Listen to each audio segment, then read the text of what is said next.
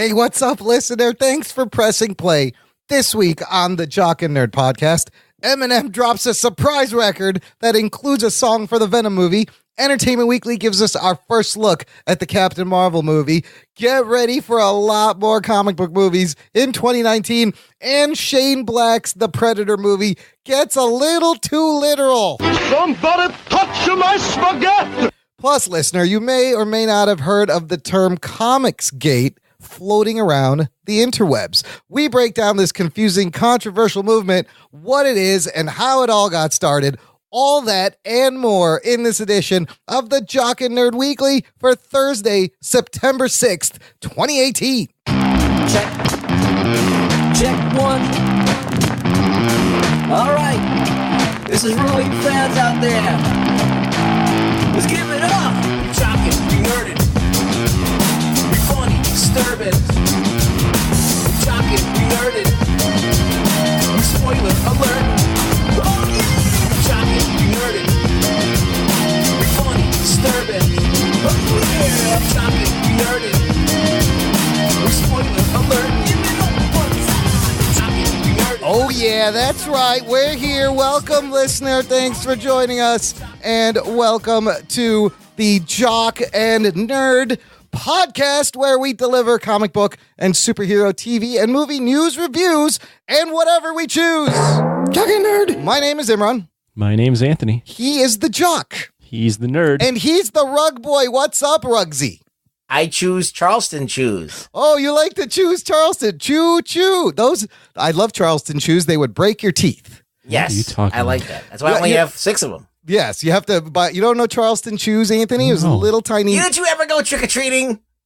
Yeah, but I don't. You never Wait, get is this Charleston chocolate? chews? Yeah. Nah, see, I don't eat chocolate. Oh, he doesn't eat You chocolate. could buy the little nickel candy size ones at the pharmacy back when we had. Now I realize why Anthony's the way he is. He doesn't like chocolate. He's missing out on one of the world's most amazing things. I don't know how we're even friends, Anthony. You know, like fucking chocolate. Yeah. Jesus Fuck chocolate. Now you're Christ. going to tell me you don't like vagina. Oh, shit. Well, What else don't you like? I mean, it's 2018. Sunshine? It's 2018. I don't have to like vagina. You know? That's true. That's true. no, You can don't. prefer You can- mangina. You can Yeah. can like Or both. all Or exactly both. all sides, every none. sides, or none. Yeah. That's a thing too. Yeah. Yeah, it's all happening. Everyone can do whatever they want. If you are a new listener, boy, we got a lot of things to talk about this episode. You're going to want to check out the show notes for this episode. You can find them at jockandnerd.com/238. We'll have links to everything we talk about in this episode. Videos, images, links, how to subscribe to get in touch with the show. Fellas, let's hit it. We got a lot to discuss. The Jock and Nerd Podcast. Boy, it's been a crazy week. After a little bit of... Has it been? Yeah, but with Eminem drops a surprise album. Okay. We got white rapper... Just him being angry. Him being white rapper beefs are created back and forth. Captain Marvel photos, and then people just destroying very expensive Nike apparel while it's still on them. Like, I don't know what the hell is going on. Why are you letting your shoes on fire while you're still wearing it? Oh, shit. I just went and bought more Nikes. Good. What kind of insanity is this? You can send Anybody them who over. calls them Nikes? No. Anybody you know call them Nikes? No. Yeah, we all I've heard, decided. well, I think I've heard a few people, but I've not heard like some old consistently. school people Yeah. call them Nikes. That's when you know you're with an old dude. Nikes. Gotta buy some Nikes. What are those Nikes? They're that old. They're wearing Chucks. Yeah, those are good too. Which I believe Nike also owns Converse. Do they own? Do they own think Converse? so. Well, shit. You're fucked either way, angry people. No, look, let's start with Venom and Eminem. And that's fun to say. Whoa. Just say that 5 times. Venom and Eminem and Venom. Dude, this album, if you listen to our post show on Patreon, he had put out a little clip of he's dropping a Venom track on this album. And then literally that night, the next day, surprise album. Oh, shit. Kamikaze from Eminem with a cover that's a tribute to License to Ill Beastie Boys. Has a Venom song on there. And boy, have you guys, first of all, has anybody listened to this album? What is the Venom song? Is it Fall? No, here's what's the funniest thing. It's the last track on the album. The song is actually called Venom Music from the Motion Picture. Oh, I didn't I never heard that. I heard the other songs, but not that one. Let me be honest. The Venom track is my least favorite song on this album, and the chorus is just like gonna get my venom, venom, venom. It's a little catchy, but let's just start there. Venom. The beat is kind of it's okay. It's like it's something that would fit in an action movie. Yeah, it's a catchy song, and it's got your obligatory Marvel and Eddie Brock mention at the very end. Doesn't really like tie into like the movie too much. Just he's talking about his Venom. But look, we have a movie that reeks of early 2000s throwback era with an Eminem song that also kind of reeks of Eminem 10 years ago. Is this a perfect pairing? Are they doing this on purpose? I wouldn't consider Eminem like completely irrelevant. No, and we'll get relevant. He's still what I mean. One of the better rappers of the 2000s. As far as rhyming and rhythmic and matching and creating like phrases that kind of call back to itself, like he's a genius in that way. And influence. Yeah, he has. So I don't think he's irrelevant. No, but you say that he barely mentions Venom in this song, right? Yeah, it's like kind of get my Venom. The lines like something Marvel at that. Eddie Brock is a suit I'm you. He mentions Venom less than Mike Rips in most of his songs. You know what? Speaking of Mike Rips, he would have been the perfect dude to tap for the Venom soundtrack. Yeah, another missed opportunity for Mike Rips. Totally missed. That's a big fuck up. That's a big fuck up right there. Tony, you should have went to Mike Rips. So Eminem and Venom, one thing, think about like the Black Panther soundtrack and how it was really topical and contemporary. Kendrick Lamar. Does this feel the same way to you guys? Do you really have any hope for a Venom soundtrack? Like it's gonna be good? Yeah. What do you mean? No. How is this gonna be topical and it's not it related to Venom? Like if the movie was about, I don't know, the extremist version, like the black and white ways we are right now, the ways we just shout out, condemn people right away. The rage, the political divide, then maybe. But Venom's not about that. No. So it's really interesting. Like that Venom's got nothing to say. Yeah, what's relevant about Venom? Nothing. No, that's the problem. This movie is coming to us from 2004, Time Machine. Unless Venom is a hyperbole for a metaphor for the amount of venom being spewed on social media. Yeah, I mean, they'll probably just play this song over the credits at the end of the fucking song. But it's a lot like that, the movie, sorry. But it's a lot like, how they used to make soundtracks for movies in the early 2000s. Like, it was like... Yeah, no, that does remind me of. Where you get a famous person. Right. Yeah, you get like P. Diddy singing about Godzilla. And then you just throw it over the credits at the end. Boom, there's your thing. All right, but let's talk about this album because I kind of got obsessed with this album this last week. What you guys were saying, is M still relevant? At first, when I listened to this, like the first song, it starts out with him going, I want to punch the fucking world in the face, right? Yeah. My instant reaction was like, bro, you are a 46-year-old white man who's made a lot of money. This kind of sentiment is a little confusing. 45. He's 45, right? So it seems a little like, really, bro? Like it's a little dated. But let me tell you this: I spent time with this album. Remember we talked about when's the last time you bought an album? I fucking bought this album. Why? Because you could have easily streamed it. No, I did. I listened to it on Spotify, but I wanted to have it so I could have it in the car because the Spotify only works on the computer. Oh my God. Listen, your car is awful, dude. An aux cord. No, but then I don't want to pay $10 a month for Spotify. I'd rather just pay $10 one time and get the album. Yeah, I mean, like, I was like very skeptical that I was going to even enjoy listening to any of this. Yep, me too. And then the thing that I did that really made it even better is that after I listened to it, and I was kind of like, oh, this is impressive. Like he's really still on his game when it comes to rhyming and that whole thing. I put on like people reviewing the album, like hip hop people, like listening to it for the first time, and it was like they were watching like a world star hip hop fight. They're like, "Oh shit!" Like everybody they had to pause it and like digest it, and then just and they were like so impressed. So I'm like, okay, it's not just me. No. It's like a lot of people are thinking the same things that I'm thinking. Like these guys going hard. Oh, he is going hard. Is Eminem back? At first, I was like, oh, he's trying to stay relevant. Let me ask you this. Is Slim Shady back? Yes or no? I don't know. I mean, I think that he did a great job with this album as far as the artistry of rhyming. I don't know if it's not meant to be a club banger or on the charts. It's meant to be like, this is a message to all the assholes that are making rap. It has nothing to do with commercial success. It's a response to and it's what Eminem does best, a response to the state of rap music, around him. But dude, I watched a couple of videos where they broke down all the disses. M is one of the fiercest fucking diss guys in hip hop. This is like Ice Cube, No Vaseline level of dissing. He goes after fucking everybody, dude. From every mumble rapper, Lil Pump, Lil Yachty, even Drake, MGK, Joe Budden. And I feel like part of this is like pro wrestling. This is like watching a superhero fight. Machine Gun Kelly response video was pretty savage. Oh my God. He went for a whole entire song. Yes. Eminem. So the next day, and I see this. Well, let me answer that question about is he relevant? Yes. As Brug Boy said, I don't think he's relevant with this album in terms of getting on the radio. That doesn't matter to him. He's clearly, yeah. Well, but there's enough discussion as a mainstream fan like myself. There's enough discussion around the fact that his album is full of so many disses. Yeah. That's what he has made himself relevant in the fact that people are talking about the disses and the diss response tracks, and then is he going to come back with something? That's what's getting people excited. It's fucking so entertaining. Like I was trying to do. He basically is his own Twitter.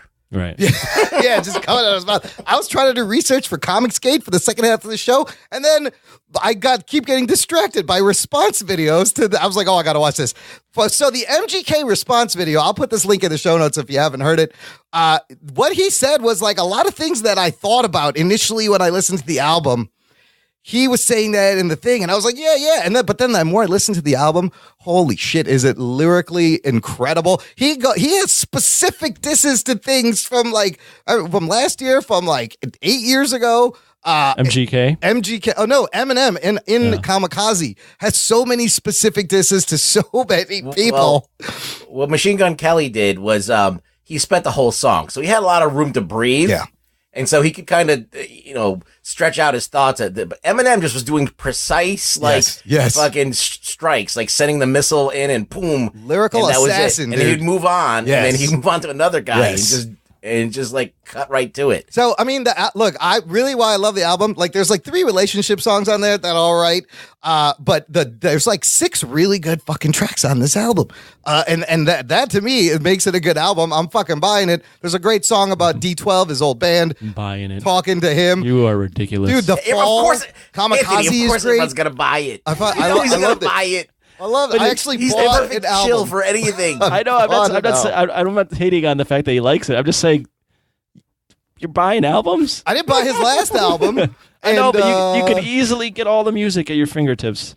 I don't know why. I wanted to look. That's the difference between the old people and the young people. We want to buy things. I wanted to support M's rage because I fucking hate mumble rap too. I'm supporting you, bro, in your message against fucking You've mumble said rap. Bro more times in this podcast already. Oh, Jesus. Yeah. Than you ever said. Bro count just because we're talking about Eminem. Yo, bro. Brah. Yeah, man. I'll switch to brah. Is that any better?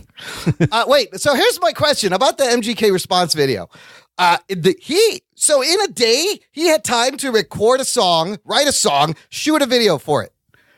Some of this seems MGK, Machine Gun Kelly. No, I know. I'm saying So some of this seems a little convenient. First off, let me give props to MGK. Eminem's one of the best rappers, and he comes right back at him. Yeah, dude, and I kind of agree. In some of the points, like why are you going after like 20-year-old rappers that are like under you? Like really, they're getting under your skin, but clearly they are. But he's so brutal on this. It's great. He's still one of the greatest. M is. I can't wait. So apparently he's working on a response to MGK. Well, I like MGK's points of like, dude, you've made a shit ton of money. Yeah, why are you so bitter? Exactly. Like everyone loves you and relax. You're still mad, right? Yeah. Like the angry act from 2000, 2001. You're not that guy anymore. Right. And if you really are that guy, then it's sad. The only thing that I don't like about Eminem is that he dyes his beard. He does? Dark? Like, there's no way he's 46 years old and he's got like the fucking beard, darkest beard on earth. Silver hair. So I totally agree with that sentiment too, Anthony. But at the same time, They're both making good points. This is what Eminem's really good at. This is what the Slim Shady is really good at, and he brings it. This at its core, this is hip hop. Yep. It's you get in front of each other and you fucking battle it out. Rap battles, man, and we haven't had a good rap beef in a long time. The funniest part is like people are confused why he's going after Drake. Oh shit! Like they were friends, and all of a sudden he's just they did work on stuff. Yeah, so he's calling out Drake for having a ghostwriter, and then he calls out. That's everyone says that. Shit. Okay. So I'm saying like that's a common trope. If you attack Drake, you go right after the fact that he's not black enough. He's Canadian. Right. Has a fucking he's ghost soft or whatever. Yeah. Right. That's your shtick if you go after Drake. I love some of the bits where he does like the Migos flow and trap beats and kind of like does it better and shows them that like anybody can fucking do this. And I'm gonna What song is that? It's I can't remember. I didn't listen to all the songs. The first three are really good. Kamikaze, Fall. There's a lot of disses on Fall, and he just put out a video. But even the video for Fall seems a little dated. The one I think he's talking about, Lucky You. Oh, Lucky You. Yeah, that's you gotta read the lyrics of these, man. It's amazing what he's put together. So I saw something on the internet that was pointed out by my friend Rex, who's been on the show. Yes. He said that people are wondering why Eminem hasn't responded to the responses. Right. And something along the lines of one of his producers was like, "Oh, he's working on it. He's waiting." Yep. And he's like, "Have you seen the Avengers? Remember when Thanos took on everybody at the end and demolished?" Yep. Basically, that's what M is Thanos Eminem is going to do. Throwing a planet at all these rappers. Joe Budden on his podcast, he went after Joe Budden. Yes. And he was on his label or something. Right? Joe Budden in his podcast, and there's a clip going, "I've been better than you for this whole decade, motherfucker." He's like, "Bring it, it's out, and let's go." And I was like, "Holy shit!" And I'm like, "How much of this is scripted and pre-planned? How much of this is organic?" But it's fucking hip hop. It's hip hop at its best. When it makes people do this. Can I share one thing? It's a minute video of Chris D'Elia doing an Eminem impersonation. Yeah. It's hilarious. All right, I never heard this. Oh my God, listen to this. And he nails it. Of course I'm on torrent. I'm driving a Porsche over the floorboards, over the 4 points, while you're in a Ford Taurus, getting an abortion and a divorce at the same time to hear us affording. Look what I'm planning. I'm planning to do all this while you're panicking, and you're looking and staring at mannequins, and I'm going to Fannikins trying to get up a plannikins. All of the plannikins, Anakin, panikins. Well, all the mannequins, Anakin, Anna in a cabana. I'm in a cabana in a Janet. I'm in a cabana chanting all the stand-up banner. Well, you don't got the stamina, you're lacking the stamina. You're lacking the stamina while you're divorcing Harrison Ford, and I'm in a Porsche and flowing ports while I'm on torrent. You're using way too many napkins, papkins, lapkins and chapkins. You using chapstick and napkins while I'm papkin, flapping around like a papkin, flamming a babbing pan and champkin, damn it, can put it. That's pretty much the album right there. It's kind of what it sounds like. That shit is fucking hilarious. I threw on Lucky You because I've already heard that. Yeah, which I liked your what you just played, but I've already heard it. I'm hearing the part where he's doing the mumble rap. It is pretty funny. It is pretty good, dude. It's so fucking clever. Or not the mumble. It's not. What is it called? Not the mumble rap. But triplets. The Migos flow. It sounds like they're mumbling, but it's the triplets. Yeah, that's what it's called. And he's like, I ain't dissing it. It's just not for me, yo. Said shit. Dude, Eminem just had me obsessed all week. And he's back. I think Slim Shady's back for now. We'll see. Well, that Venom song was probably the worst thing to open with. It's the worst song on the album, for reals. Yeah. Like, he totally got paid out. Like, he's not phoning in the rest of the album. He's kind of phoning in that last fucking song because he just needed something to pay for the album, and Sony gave him money. So, moving on, Anthony, you have a call to action for the listener here, I see. Say that. Sorry again. I'm listening to the album. This podcast. Things you should do before a podcast when we're talking about Eminem's album. I was on the part where Lucky You, where first he's making fun of like Drake and saying it in kind of his tone. Yeah. And then he's actually mumbling, and that's pretty funny too. Dude, he cops all the like popular styles and then just fucking does them better. Like, it's crazy. It's so good. That's good. It is good. All right. So I was looking back at Apple Podcast reviews. Yes. And I noticed we haven't gotten any reviews in a while. Yeah. So for all those new listeners that have jumped on board, do us a favor. Go on to Apple Podcasts or whatever podcast app you have. Give us a nice rating and write us a review. But make sure maybe we'll read it on the internet. We'll read it on the interwebs, but you have to make sure to subscribe. That's the most important thing on the Apple Podcast. Reviews are great social proof. The ratings are great. but make sure you subscribe. Give us 5 stars. Light them all up. And then the other thing you should do is if you want to get in touch with the show, interact with us and our awesome listeners, meet the listeners, join our closed Facebook group just for our listeners, Jock and Nerd Nation. You can find the link at our contact page, jockandnerd.com/contact. This week, got to welcome Eric Houston, Kyle Shack, and this is the best name we've had since the Bangladesh bots. Welcome Fiddlesticks Winterbottom III. Oh, shit. And that's an actual dude. No, it's not. He's definitely... No, but he wrote, he's like, I've been listening for a while. I love you guys. What's up, Fiddlesticks? Nice to meet you. I wonder if, like, when he farts, snow comes out. Is that... I just think it's another pseudonym from somebody that we have in our... maybe it is.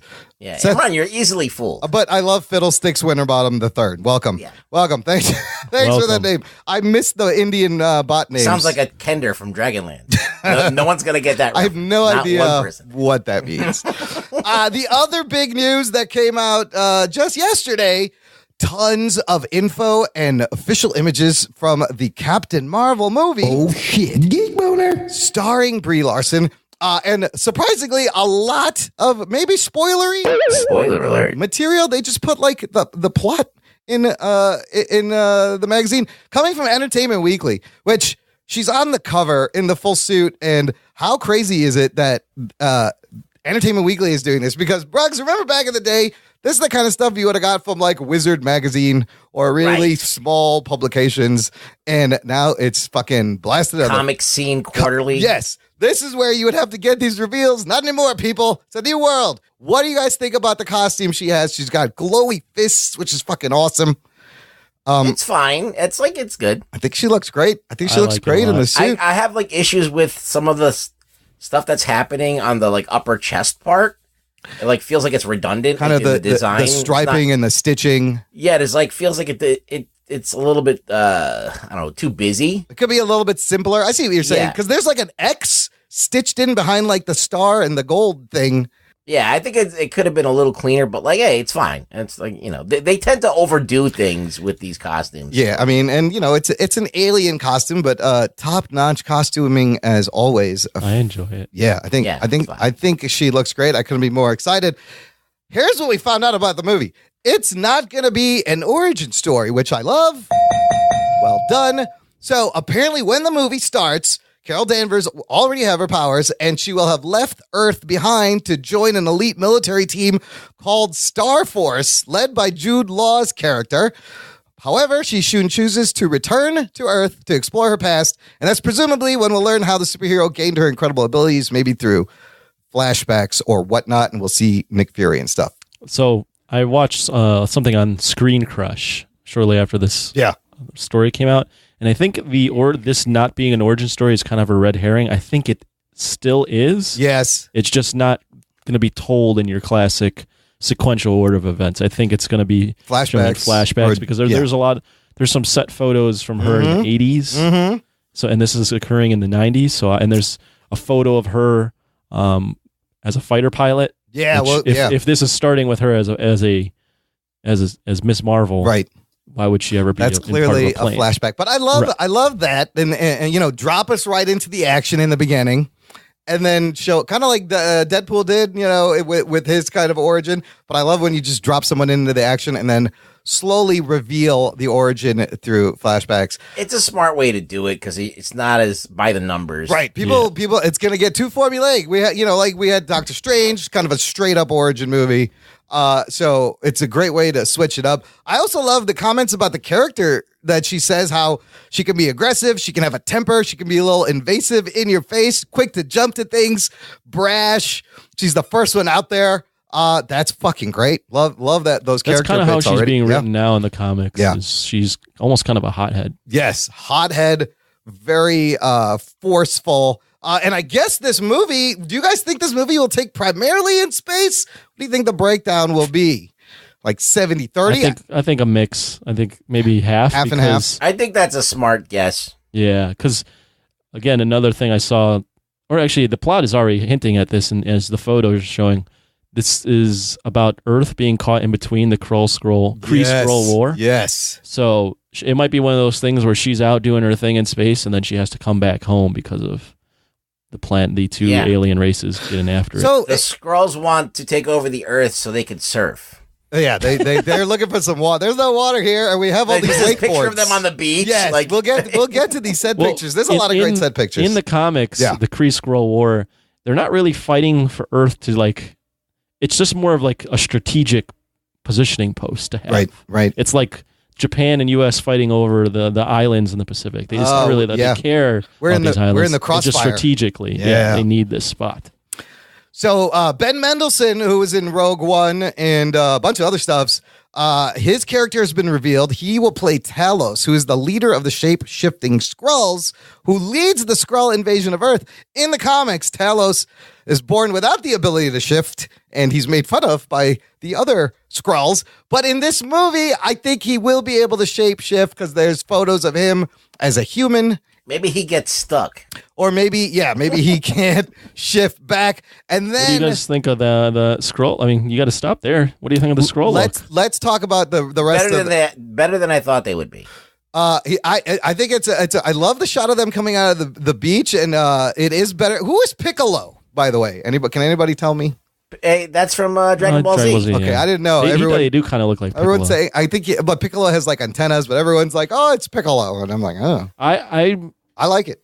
I kind of like it. I hope that it looks like it's practical effects, which I'm quite surprised. I think that's Ben Mendelsohn in that front scroll is him. That's what I think it is. I think it's actually, which is insane to me because most comics now just do 3D, CGI motion capture. Especially for extravagant looking aliens. It's a good move. I like it better. Yeah. It looks. So let's start with these. They released a lot of photos. So you got a shot of Star Force, and the Star Force is from the comics. They fought for the Kree that created in 1992, but you see them in the green costume, and I think it's Minerva is one of the characters. Captain Marvel villain, yeah. Oh, it's a Captain Marvel villain, and Korath. You see Korath, the Accuser, the Pursuer, Jimon Hansu, Minerva, and you see Lee Pace's Ronan, who's standing with Jude Law's character. And then the next photo, you got Jude Law and Ronan, and so there's some confusion. We thought Jude Law was going to play Mar-Vell. Now I'm not so sure. I think he is, but they're going a different route with it, where he is a Kree that looks human. So right away, Captain Marvel's origin story is entirely different from the comics. Yeah, it's a little different. Because Mar-Vell came to Earth and crashed, and then had to train her there, but he's going to be training her in space before. I don't know. It's weird. I don't know. You're making a lot of conjecture here. Well, that's true. We don't know. I hope Ronan gets a better showing in this film than he did in Guardians. I like Lee Pace. He's a good actor. Yeah, so. I hope he's a little more badass. I like Lee Pace's, he's tall. Yeah. I don't know if he's actually that tall in real life. No, he is. Okay. Oh, he is physically an imposing figure, but I've always imagined Ronan to be even wider. I feel like he's almost a little too lanky. No, he's a tall, lanky. Yeah. Needs more girth. Yeah, everyone needs more. Everyone needs more girth. Can't do bad with more girth. I love the shot of her with the shield hat and the 9 Inch Nails t-shirt and jeans. That's great.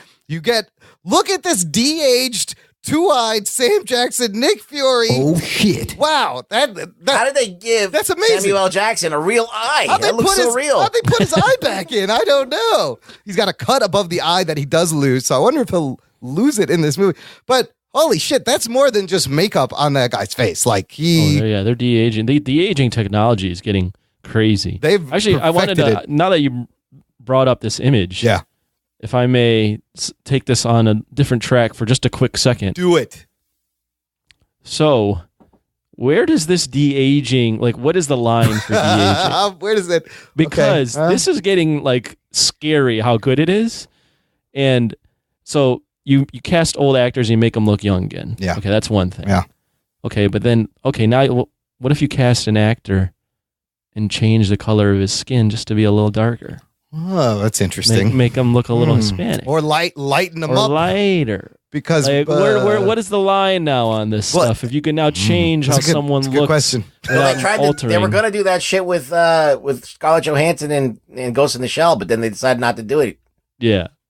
What if they start narrowing noses and stuff, and moving eyes around? And then where does the makeup people start to fit in? If you can start doing they're out of a job. Oh, it just costs too much to do. That's the That's right a- now. that's That's a- the only that's a good thing that's a point. deterrent. That's a But- good point. Technology gets cheaper. Yep, and better. Yeah, yeah. I don't know. Who knows? It's I mean, gonna be like 20 years before that happens. So you're gonna have deceased actors the world will starring be in on movies. fire by then. I don't know if you can do deceased actors because I think you need the person. I think what they do is they touch you up with makeup. That's true. And then they de-age the lines and all that stuff. Well, also if you Because know the way they filmed Kurt Russell, is they said that they put makeup on him, they de-aged him, in post by taking out all his wrinkles. Yeah. But then they also put a young actor in there. Yeah. And had him do the same exact scene so they could see how the light reflects off of a younger person's face. What was cool with Lawrence Fishburne and Ant-Man, Lawrence Fishburne's son was the body stand-in. Right. And they put Lawrence Fishburne's DH face on him,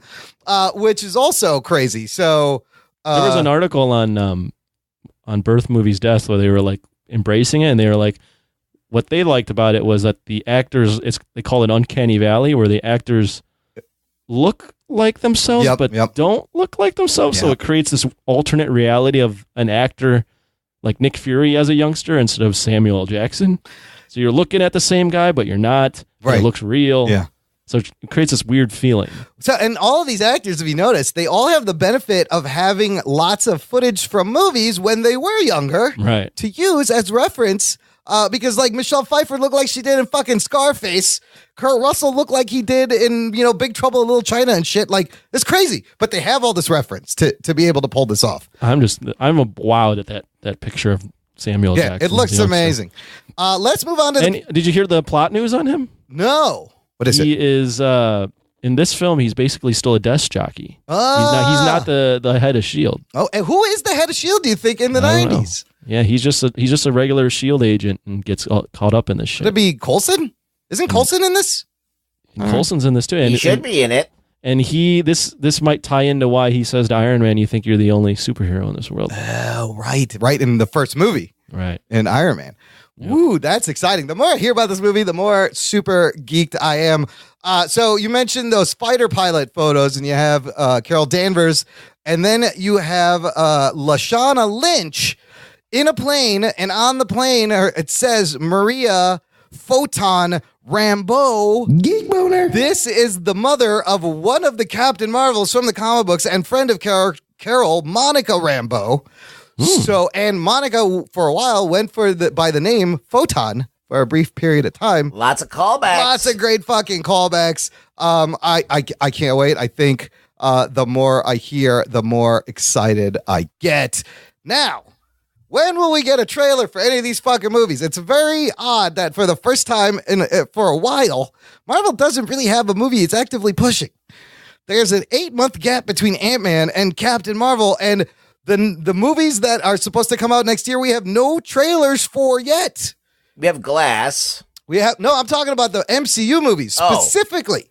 Captain Marvel, Avengers, Spider-Man, no trailers. Now I feel like that they've released these images.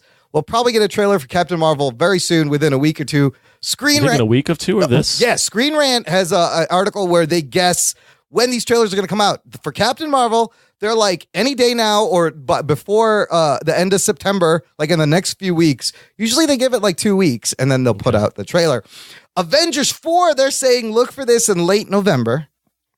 Probably by Christmas to start really pumping it out of the holidays. And then Spider-Man Far From Home in December. And my question is, how do you even market this fucking film before Avengers 4 comes out? Because you're going to be giving away that 3 characters who died in Infinity War, spoiler alert, are in this fucking movie. Or maybe you don't show that in the trailers. I don't know what you do. Like, that's tricky. Think about that. Yeah. How would you do that? Well, they did Black Panther in Avengers in the same year. That's true. But Black Panther took place before Avengers. This movie takes place right after Avengers 4. I think everybody knows. Oh, you're talking about Far From Home, Spider-Man. Oh, I got confused. I thought you were talking about Captain Marvel. No, Marvel is fine because you know how smart it was that Ant-Man and the Wasp and Captain Marvel, the movies in between the Avengers movies, took place before the Avengers movies. Spider-Man has to begin its marketing before Avengers 4 comes out, but it occurs right after Avengers 4. I think it'll be fine. I think they'll throw the trailer out there and be like, see how he lives in Avengers 4. That'll be interesting. Yeah, I mean, I think people know by now. People know. I mean, the smart fans know. Unless you're like a child or they're like just completely naive. They're not dead. You know that Spider-Man. Speaking of Avengers 4, they are going back to reshoots, reportedly adding a more Wakanda, more Black Panther, and they said that they could be done by March. So it's possible they pushed their release date up again, like they did with the first movie. How much you want to bet Bob Iger had a meeting with Kevin Feige and was like, Kevin, we know all those disintegrated heroes, they're going to come back. I get it, they're going to come back. But what if, hear me out, what if maybe Drax doesn't come back? What are your thoughts on that? I don't know what's going to happen with that crew and that whole situation, but we're not making that movie, so it doesn't matter right now. They're not making that movie, but they are all in this movie, and they're going to all have to do press for this movie, and he said he shot some more stuff that he doesn't know if they're going to use. You know, I don't know. Honestly, I mean, the whole Guardians thing is, I can't even speculate on it. Like, right. As Rug Boy said, they're not even making the movie yet. It's on hold. I just until they start getting serious about making that film again. Yeah. Who cares? I think how funny would it be where everybody comes back and then somebody's like, "Hey, where's Drax?" I guess it didn't take. Oh well, and they just move on to the next scene. Nobody's gonna miss. Also, next year, you guys get ready for potentially 11 comic book movies. Oh shit! In 2019. Here's what we got: Hellboy, January 11th. Glass, now not a straight comic book adaptation, but definitely a superhero movie, January 18th. X-Men Dark Phoenix, February 14th. Captain Marvel, March 8th. Shazam, April 5th. Avengers, May 3rd for now. Spider-Man Far From Home, July 6th. New Mutants, August 2nd. The Joker movie in October. The Wonder Woman sequel, Wonder Woman 1984 in November. And then the one mystery is Spawn, which could be ready by the end of next year. They haven't had a release date. But do you think this is the bubble bursting year? I don't know. This is we had 8 this year. Let's analyze them really quickly. Hellboy is going to be not like your normal movie. It's not a huge, it's not going to be it's not going to be a huge release. A formulaic Marvel movie. Right. It's not going to be that. Glass is its own thing. Yeah. X-Men Dark Phoenix, probably the weakest of the group. So these X-Men movies were supposed to come out last year. Okay. Captain Marvel might, if it's good, be like a breath of fresh air. I think Shazam's going to do well. Shazam, since it's going to be a comedy, will be unique to that. Avengers is definitely going to kill it. Spider-Man's going to have a huge audience. New Mutants is questionable. Joker is also, I have good feelings about it. And Wonder Woman, of course, it's probably going to be okay. So the weakest ones, we got Spawn, New Mutants, and X-Men, right? Those are the weakest links. Yeah, I don't know if I see the bubble bursting, per se. I mean, I didn't realize it was every month almost. Yeah, I know. Yeah, the whole year, yeah. I mean, you got enough movies. Variety. You got enough movies that are different, I guess, from one another. Like superhero movies, you only really got Captain Marvel, Shazam, and Avengers, and Spider-Man. And Wonder Woman. But here's, now DC's got 3 movies to match MCU's 3 movies next year. That I thought is kind of interesting also. And as far as the bubble bursting, like if you look at there's maybe like 170, 200 movies put out a year. This is just 11 of them. It's not really that much. For one, we should have more.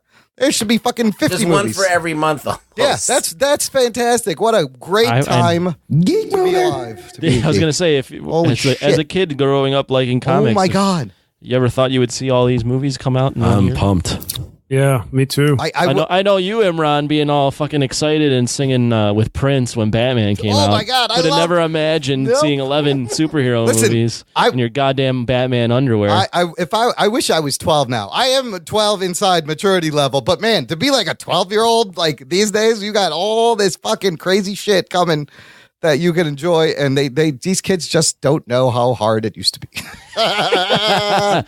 The struggle it was to be a nerd is back then. Real. And also, there's a Star Wars movie coming out at the end of the year next year, too. So that's Star Wars. Yeah. And you got all the other blockbusters, that franchises that may or may not come out. I hear the thing about this, though. I don't think all these films are going to come out. No? Yeah, I feel you like still don't think like New Mutants and X-Men Godzilla is going to come out. Oh, and then there's fucking Godzilla too. Oh my God. Yeah, New Mutants, New Mutants, the two Fox movies I'm skeptical of. The Joker movie, I'm skeptical that's going to come out October 14th. Damn, I got to get some tickets. Oh, no shit. Yeah, there's a lot. So, and then we're going to be busy, basically. We're going to be reviewing movies every month. Yeah, that's fantastic. If we're still doing the podcast. Keep giving us money. Sign up for Patreon. JockandNerd.com/Patreon. Predator coming out this week. Next week. This show comes out by the time this show posts. And speaking of Predator,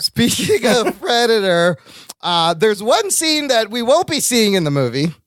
They actually cut a Predator out of the movie. They cut. Oh shit! I didn't even get the connection.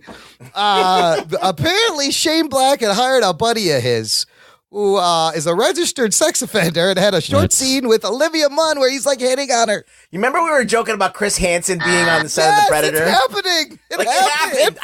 I manifested that. It fucking happened. Shane had a couple of responses. His second most recent response was like, look, I was trying to help a friend, but then once I actually saw the court stuff and the stuff that he did, I felt really bad and I kind of screwed up. And I feel bad. Can I respond to this? Yes. He's so stupid. Like, Shane, especially in this era, like he should have known better. Yeah, he's too much of a loyal friend. Yeah, that's just being.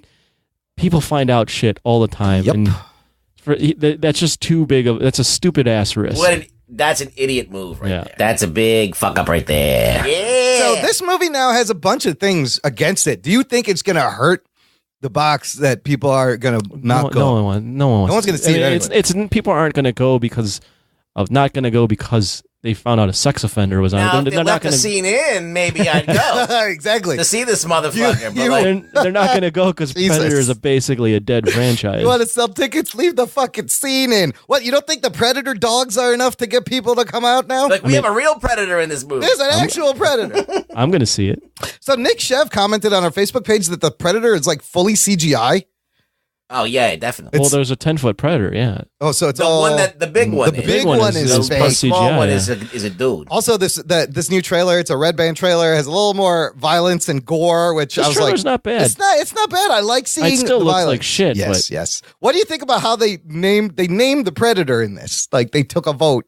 To name him the Predator. I was like, okay, I see what we're doing here. What they took a vote to name the Predator the Predator? Yeah. There was another name and he's like, we took a vote. Predator sounded better. Predator sounded better. But I'm like, really? I just fucking rolled my eyes so hard at that part, but I like seeing the violence. I'm kind of excited. Look for our instant reactions on Patreon in the coming week. Olivia Munn goes, it's not a Predator, it's a sports hunter. And that's right. We took a vote and Predator sound cooler. Yeah. It's all the trailer's basically like Sterling K. Brown saying "fuck yeah" or "fuck" the entire trailer. I love Michael Keegan going, "This motherfucker's crazy than we are," but, you know. And it's just Boyd Holbrook is so generic fucking looking. I can't stand it. I could see. I mean, this movie will probably be entertaining. I think. I mean, it's not going to do it's not going to be gangbusters in terms of the box office, but I could see it being like somewhat entertaining. Does it make $80 million? No. Opening weekend. Or all together. Well, here, let's pull up for comparison what Predators did, because that's the last movie that came out for the Predator franchise. Yeah, but this one's got people in it that people know, right? Like, it had Adrian Brody. Olivia Munn, really? Is that Predators had a $40 billion budget, made $52 million gross here and 75 foreign, so a total of 127. Wow. Wowie. So if this thingy breaks 100 million by the end of it, I'll be lucky. 100 million where? Overall. Oh, I was going to say, definitely not here. No. What's the budget now? Does it say? Doesn't say. They don't put out these budgets for these movies. They don't do that. The new ones I'd anymore. assume it's probably around the same. Like 30, 40 million. I mean, Fox is not throwing a ton of money at this. They know what the fuck, They're I'm looking up Alien Covenant. It could be a great Shane Black movie. If you're a fan of Shane Black.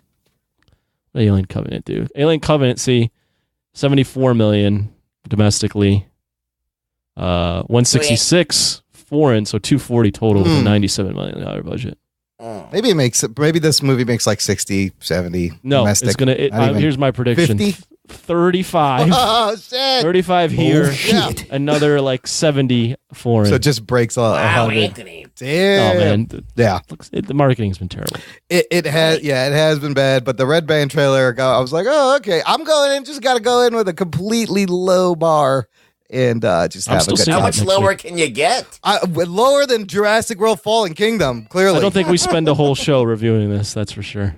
You know what? We'll combine the review with like a history of the Predator kind of thing when we talk about when it was just the news. Fucking good and the news. And we'll remember when Predator was good. The history of the Predator being good is one movie. Oh, well, we're done with that. I'll just cut that into the show. There it is.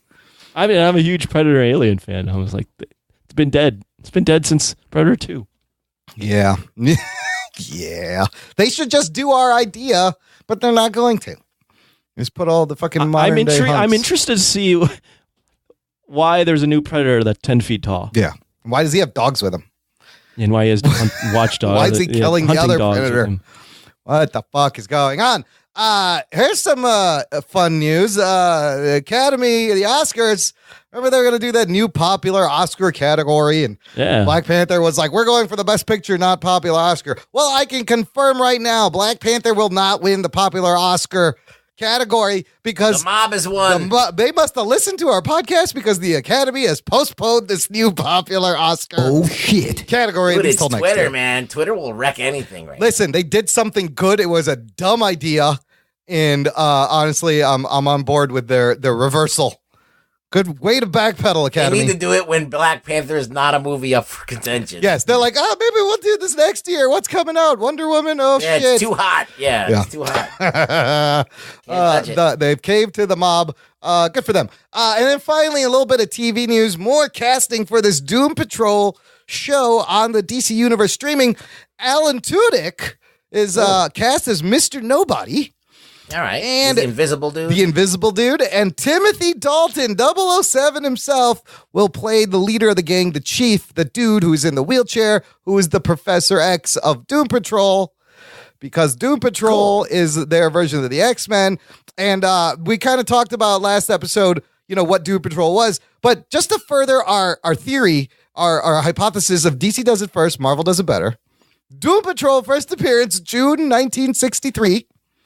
X-Men first appearance, September 1963. Now, you tell me, who do people know more when you ask them who they know? Elastigirl or Wolverine? Exactly. The Chief or Professor X? I mean, it's pretty obvious.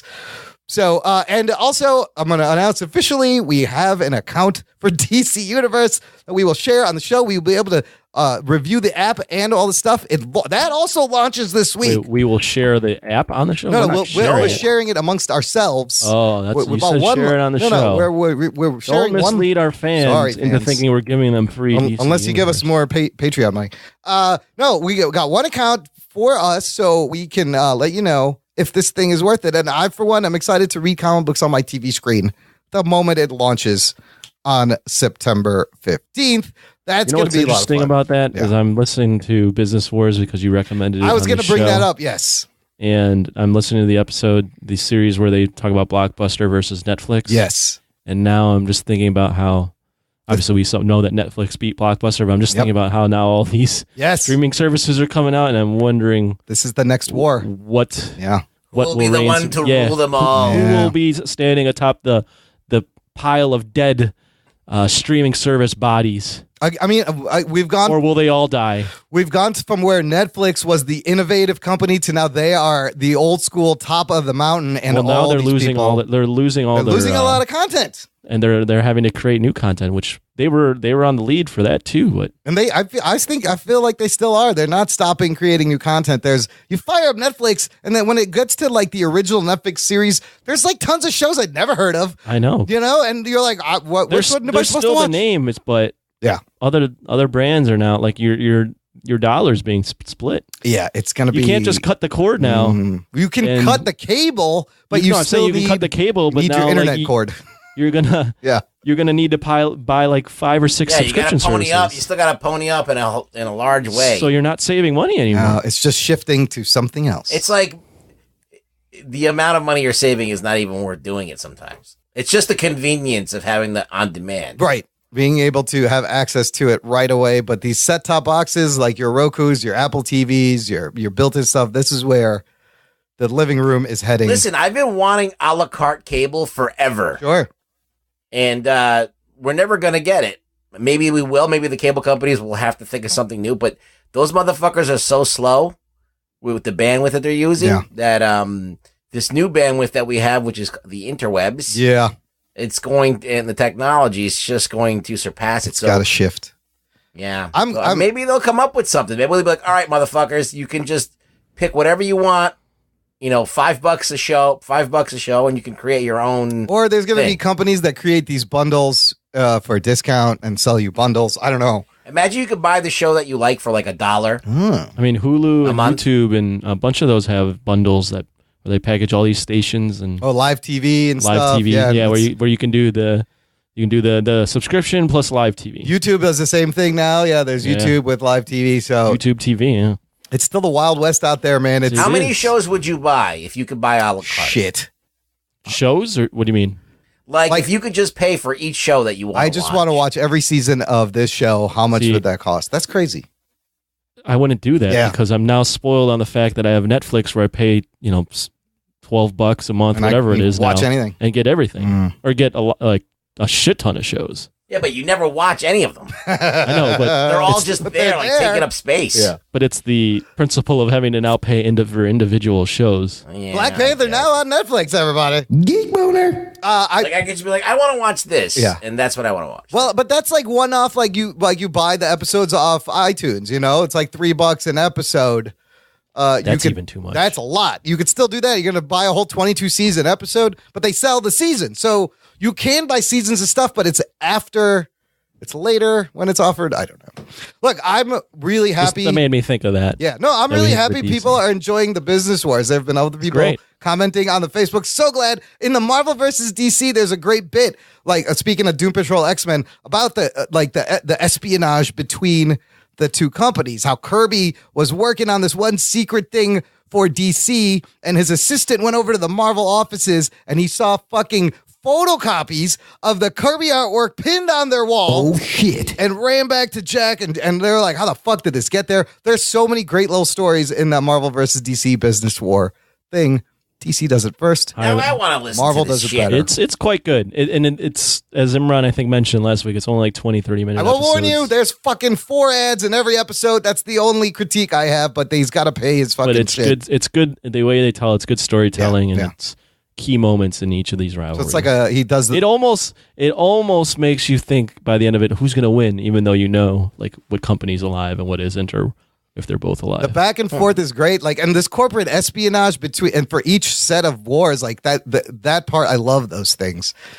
See, I like the business part of it. The business part is good. The Netflix Blockbuster thing is great. Blockbuster sent spies to Netflix's warehouses. Don't spoil everything. Jesus Christ, Imran. Let people listen to it. That's a great story. Yeah, just check it out. Check it out. Business War. Look, that's a huge podcast. They don't need our help promoting, but it's quality. So check out that and check out an independent podcast. Like the following promos we're going to play, because we're going to take a break, play some promos, come back, try to break down Comicsgate. Hashtag Comicsgate right after this. I'm going to take a piss and eat a cookie.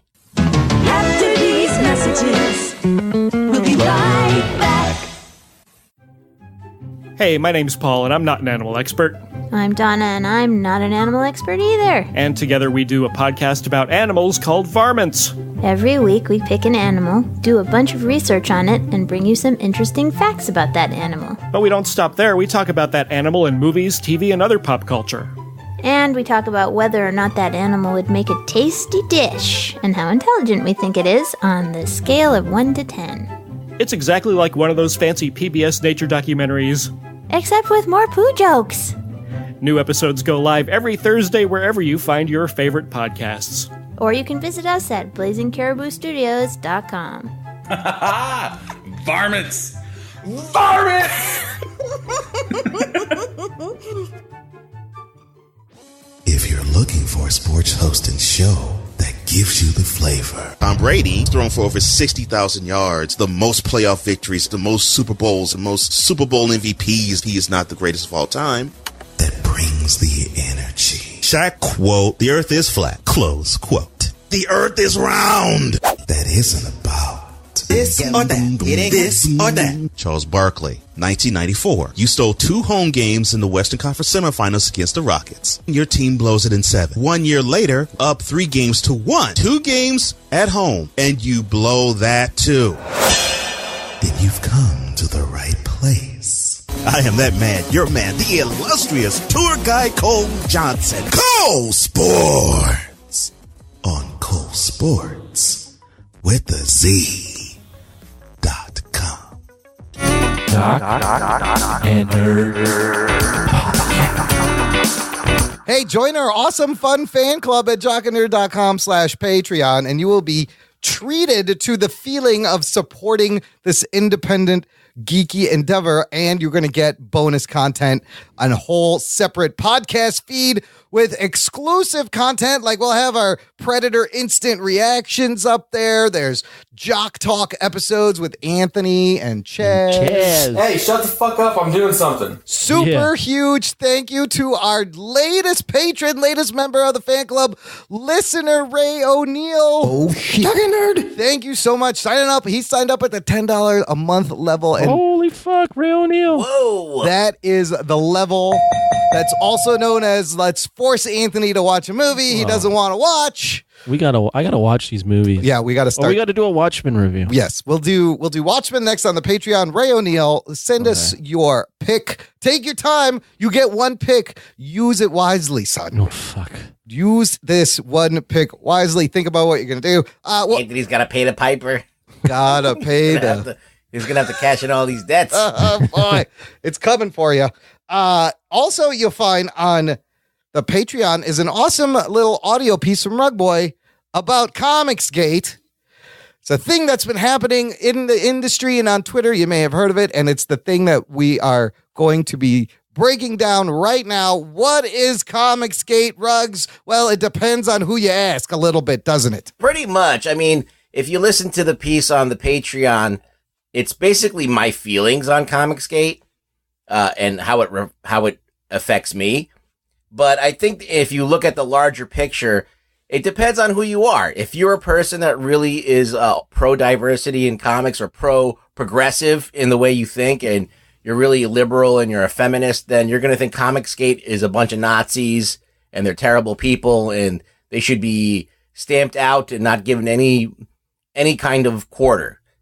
If you're in Comicsgate, there's a range of people that are from being openly racist to just being guys that want to make comics and that are trying to make comics that are devoid of all politics and just about superheroes or whatever. So let me read to you just what their description is from the Comicsgate wiki. And granted, so throughout this research, I was going to say, let's do... we're just going to break it down. I have a bunch of links in the show notes for you to read. There's lots of great articles. And I tried to find links representing both sides, all sides. So this first description is from the Comicsgate wiki, which I think is like a pro-Comicsgate kind of site, but this is what it says.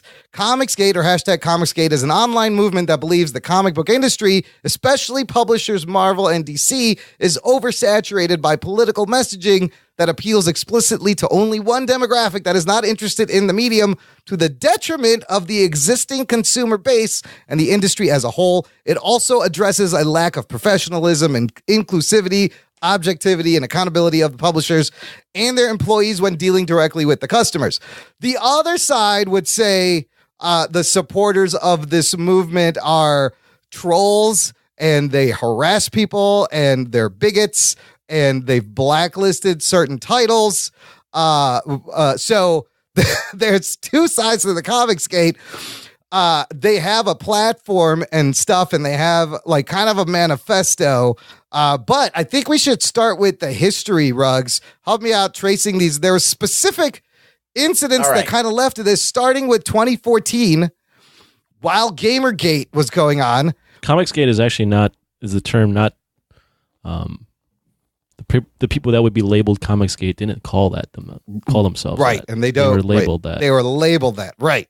So Gamergate this thing kind of came out of Gamergate, but in 2014, it kind of started with this variant cover of Spider-Woman #1 by European comics artist Milo Manara. Milo Manara, yeah. Who is an erotic artist, okay? I mean, he's been known for, that's what he does. In Europe, comics are not really for kids. Right. Like, superhero comics don't really exist. Like, if you go, I mean, they're very, very in the minority there, like superhero comics. It's mostly like adult books or books that are sci-fi. Like, if you ever open up a Heavy Metal. Yeah.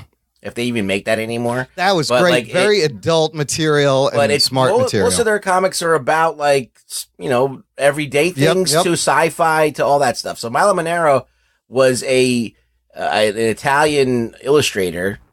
I think he's Italian.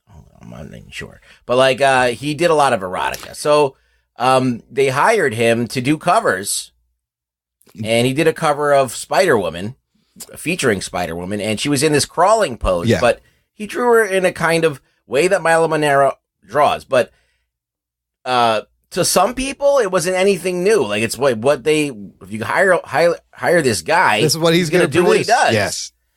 And there was this huge backlash. Like, it was like so pornographic. But I mean, it was like, it's pornographic if you're looking at it to be pornographic. Otherwise, it's just like any other Spider-Woman pose. But that pose is also an exact pose from an earlier cartoon he did in a pornographic comic book.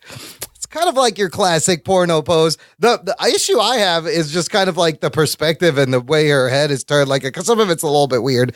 But Anthony, you remember this? The hubbub over this cover when this came out in 2014? Did you remember hearing about this? I do not. I'm looking at the cover now. Yeah. I mean, yeah. Right? I mean, I could see how it could be considered a little bit. And Marvel thought this would bring in female readers. I could trot out 1,000 other things that J. Scott Campbell has drawn, or millions of other artists have drawn that have been just as provocative from the 90s, from the early 2000s. I mean, it's nothing new. I think it's just the time that it was put out. Yeah. If this was put out 5 years before, no one would say anything. Yeah, so this is when the term Comicsgate started. Now, following this, Marvel and DC started to have very adversarial relationships with review sites and individuals when these people were critical of their work. And because of that, a lot of thoughtful critics just kind of left reviewing comics. Now, what happens when the critics leave? The gap is filled by, like, these low rent kind of just mom and pop. You set up a site and you review. Just regular dudes. Regular dudes start to fill the critical airspace. And then so this kind of got to arise with the whole Nick Spencer Captain America thing, where Nick Spencer makes Cap a Hydra agent because Red Skull had a cosmic cube and replaced him, blah, blah, blah. People got really mad on Twitter. Things started to heat up. In 2016, Chelsea Kane's Marvel comic Mockingbird, a series that was very feminist in its content, attracted these trolls, and the series gets canceled. The cover of the final issue is Mockingbird in a t-shirt that says, "Ask me about my feminist agenda." And they ultimately chased Chelsea Kane off Twitter through harassment. Now, right. Ruggs. In April 2017, David Gabriel, Marvel executive, I remember we talked about this too. He gave an interview which he seemed to say the company's push for greater diversity in its character lineup might have led to reduced sales. Because they had like a real big dip. Yeah. And then he had to kind of backpedal that. Right. This is where one of the main Comicsgate individuals enters, Richard C. Meyer, who's an Army veteran. He used to work for PayPal. And he starts railing against this diversity on Twitter and a YouTube channel under the ironic name of Diversity in Comics is the name of his channel. So what he would do is he would just sit there and point out all the political SJW stuff. Right. This is what they say. Yep. I'm just using their language. Yeah, he's like, see, look at this here. This is all SJW feminist crap, and they're pumping it in, and this comic isn't even good. So he'd basically rip the comics apart. And if you watch some of these videos, some of the language is not the most politically correct. No, he's definitely I mean, you could say that he's definitely a bigoted in a lot of ways. I think he's had a history of online harassment. Yeah, he's definitely, anti-feminist in a lot of ways. So he's not he gets popular, but like then again, he is very controversial and provocative and very vocal. Yes. We're going to talk a lot about a vocal minority. So he starts to attract the following of these other people. It's very much mirrors like what's going on in the political scape of the country at the same time. Now, can I just break in right here and just put a statistic here? Yeah. Diversity in comics, like usually he'll get maybe 45,000 views, 50,000 views on something. Yeah. It's not like millions of people. He has 80, 90,000 subscribers. Yes. So which is a lot, but it's not a lot in terms of they don't always watch his videos. Right, They're subscribed, but they're not always watching. So these videos, like you're right, they got like 4,000 or 5,000 views. Yeah. Correct. So there's not anybody who's fervently like following this guy and like, worshiping him. Like if he had the problem is that the people who are anti him, they amped him up so much as some big threat that it caught the eye of Jim Jeffries. Yeah. Oh, he put him on his show, on the Comedy Central show. Yeah. So, I mean, like, a lot of this is being, like, pumped. Like, this guy's, like, really a nobody, but they made him out to be this big thing. Right. So, whatever. I mean, they want to stamp it out before it catches on, I guess, which makes sense. But I just feel like, why is Jim Jeffries now putting this guy on the spotlight? Everybody's going to know who he is. No one knew who he was before he was on that Jim Jeffries thing. Didn't that end up being like a hit piece, or they thought it was going to be one way and it was cut the other way or something? Well, I don't know. It's debatable. But I mean, it does make him look really, really dumb Jeffries? and stupid. No, it makes Richard C. Meyer. Yeah. Yeah. I mean, he probably is dumb and stupid, but it really was not a favorable for him. He thought he was probably going to get a chance to say his opinion. Right. And he did. He ended up being the butt of the joke. Yep. But the thing is like, he's really a nobody. So why would somebody who has like 80,000 subscribers, that's nothing, like in the scheme of like YouTube. Yeah. People have millions and millions. Yeah. When you have millions of comic fans, like why do we care about this guy?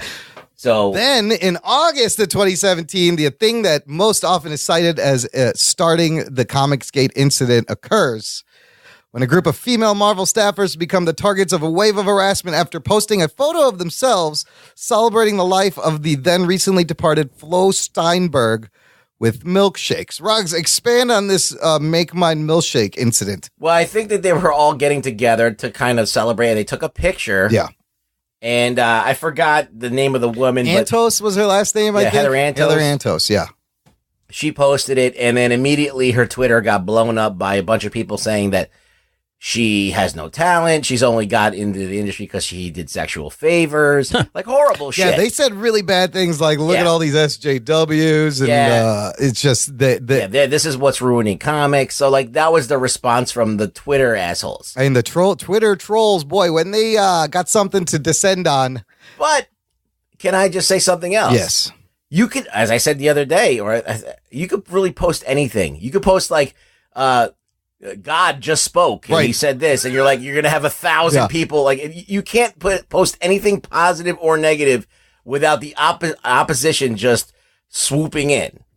So I feel like it's, I mean, that's what happens on Twitter. But I don't think they were posting anything to be positive or like to incite the other group. They were just no. But I'm just saying you could post the most benign thing. Yeah, that's what it was, a benign thing. Yeah, it could be anything, and some asshole will get riled up about it. So that's what happened. It was like this like crazy wave of hate. At a New York Comic-Con in October 2017, I remember reading about this too. A breakfast, it was kind of a private breakfast held by Marvel exclusively for comic book retailers, went awry when a few retailers, peeved at declining sales, laid the blame on, quote, black, homo, and freaking female comics put out by Marvel. And so this got out and this became an issue.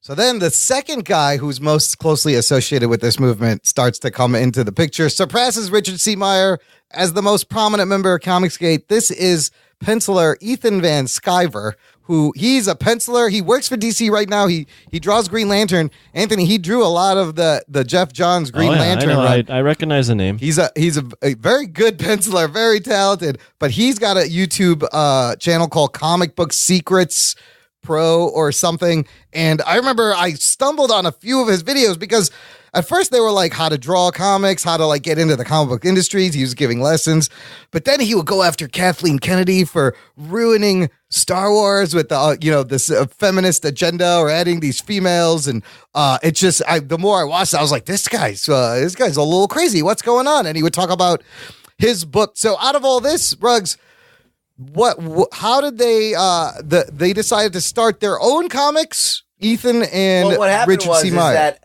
as this whole thing started to coalesce and they were labeled Comicsgate, and he was able to kind of say, okay, I'm going to be the new face of Comicsgate. I'm going to bring it, away from Richard Meyer or whatever his name is, and bring it to a place of like civility, because he thinks of himself as like this civil dude, right? But anyway, so he's like, I'm going to start up an Indiegogo for Cyberfrog, which is some old comic that he brought back, and then a bunch of other creators kind of rallied around and opened up their Indiegogos, and he's been promoting them, and they've been selling. Now they're selling their books for like, I don't know, like ridiculous amounts of money. They're like $25, $30 a book, and people are buying them. So they made like $500,000 in sales on one title, and like they're meeting all of their things. So all of these people are backing these people and selling their books on Indiegogo. These brand new indie creator books. Well, and because Ethan went around and kind of befriended a lot of the Comicsgate people and a lot of like the alt-right trolls. One of the things that he wants to get across is, and if you ever watch his live streams, is that he's got all of these other people live streaming that are not white dudes. Yeah. He's really just hates progressive-ness and SJW and shit. He says you don't have to be white to hate progressives. He's like, you don't have to be this. He's basically saying you don't have to be this kind of stereotype. Like there's all kinds of people are not down with this super leftist way of thinking or this attack mode way of thinking. Like everything is demonized all the time. An instant Nazi. Yeah. So he's like, how can you be an instant Nazi when you're not a white dude? So he's trying to get that point across. It's like that they're just simply conservative people, and from his perspective, they're getting ousted out of the industry because they don't think the way the progressives want them to think, or Marvel is trying to be this kind of progressive company that's trying to move into the future, and they're feeling like they're being like, if I announce that I'm like, if I voted for Trump, I'll get ostracized, right, from the comics community. So that's what he's preaching. I don't agree with what he's saying, but that's what he's preaching. So it's weird. It's weird. It's very weird and convoluted. Because on the one hand, look, the Richard C. Meyer, Ethan Van Sciver, while they don't, well, maybe not as much Richard, but Ethan doesn't outwardly go after people. If he mentions somebody, all of his followers kind of descend on them, and he doesn't necessarily call them off or anything. And then he's just like, hey, just mute them. I don't know. People are going to say what they're going to say. Well, that you're talking about Darwin Cook's widow. Yes, and this is the most recent thing that happened a few weeks ago. That why it got popped up on Twitter again, because this has been going on for a few years. Darwin Cook, one of the greatest artists of modern comics, died in 2016, leaving behind a wife, Marcia, about a week or two ago. Martha. I think it was 2 weeks ago, a Comicsgate affiliated Twitter user who goes by @GromComics tweeted that Darwin, quote, would have been #Comicsgate. But that was after a video was released of Darwin Cook saying that he thought that comics were not written as well because they're running out of ideas and are doing dumb things like making people lesbians overnight. That's like almost the exact quote that he said. So someone heard that and said, "Oh, wow, that sounds like Comicsgate." Yes. Yeah. So was that like an evil attack? I don't know. But then the widow of Cook, of course, is going to defend him and came out swinging. And she was just like, he would have never been a part of you babies, you crybaby assholes. He would, whatever. So they came back at her. And harassing her. Yeah, so it was kind of like a comment that was maybe meant to be a little bit inflammatory, saying that, oh, look at Darwin Cook. He's saying shit. And there's multiple interviews where he says stuff that's kind of like that. But like, his wife has every right to defend him and defend. Maybe doesn't want her husband to be remembered that way, or maybe there's more to it. So she goes back to Van Sciver and says, your friends are being transphobic. To which Ethan Van Sciver goes, you should just mute them. My head hurts. Progressives were perceived this callousness and refusal to denounce the users as kind of. He eventually did. Yes, and he wants to distance himself. So that's when top creators start coming out and denouncing Comicsgate for the first time. Yeah, Bill Sienkiewicz was one of the first ones. Yes, and more people have joined. So right now, it's all out war. It's all out war all the time. The problem with the Twitter harassment between the 100,000 people that still care about comics, right, and the small vocal minority. But the rules of the playbook right now are understood. Targeted harassment is hard to prove, and plausible deniability seems to be the name of the game. So is playing the victim, which is what Ethan does. Now, at the same time, Ethan and Richard's the more outspoken one. They are stoked. You would think they're making their own comics, then this should be over. It's fine. They decided we're making our own comics, but people are accusing them of stoking the fire to sell their own comics more and using. Yeah, they're using this as an opportunity. They're using the trolls to profit. Yeah. So they're like, okay, we're going to use this whole outrage to fuel sales. And that's kind of fucked up, but they're being opportunistic. But at the same time, you got people like Mark Waid that are calling companies and shutting them down and making like threats that like, if you're never going to get any of people from the industry to work with your company, blah, blah, blah. So there is that. There's blacklisting going on, and there's blacklisting going on. They made a list of SJW writers not to buy from, and then now they're like making a list of all the people that are at Comicsgate and not to associate with them and to shun them from comics and conventions and whatever. It's fucking getting ugly. It's crazy, dude. There's a naughty list and a nice list. Yeah. So, Ruggs, how do you want to discuss this? Here's a point. We haven't even gotten to the discussion. No, look, here's the thing. This is specifically Marvel. My main thing is like none of this makes sense because comics are for everyone, and there's diverse comics outside of. There's not just Marvel. Well, and that's DC. the thing. Okay, that was the big thing that the people, the professionals and that were working for Marvel put out. They put out this quote like, "Comics are for everyone." Yes, right. Blah blah blah blah blah blah. But now, if you think about that statement, comics are for everyone. What does that mean? Everyone is all of America, right? All of this country. There's a lot of different kind of people in this country. There's people who are on board with, there's people who are Democrats, people who are Republican, people who are liberal, people who are conservative.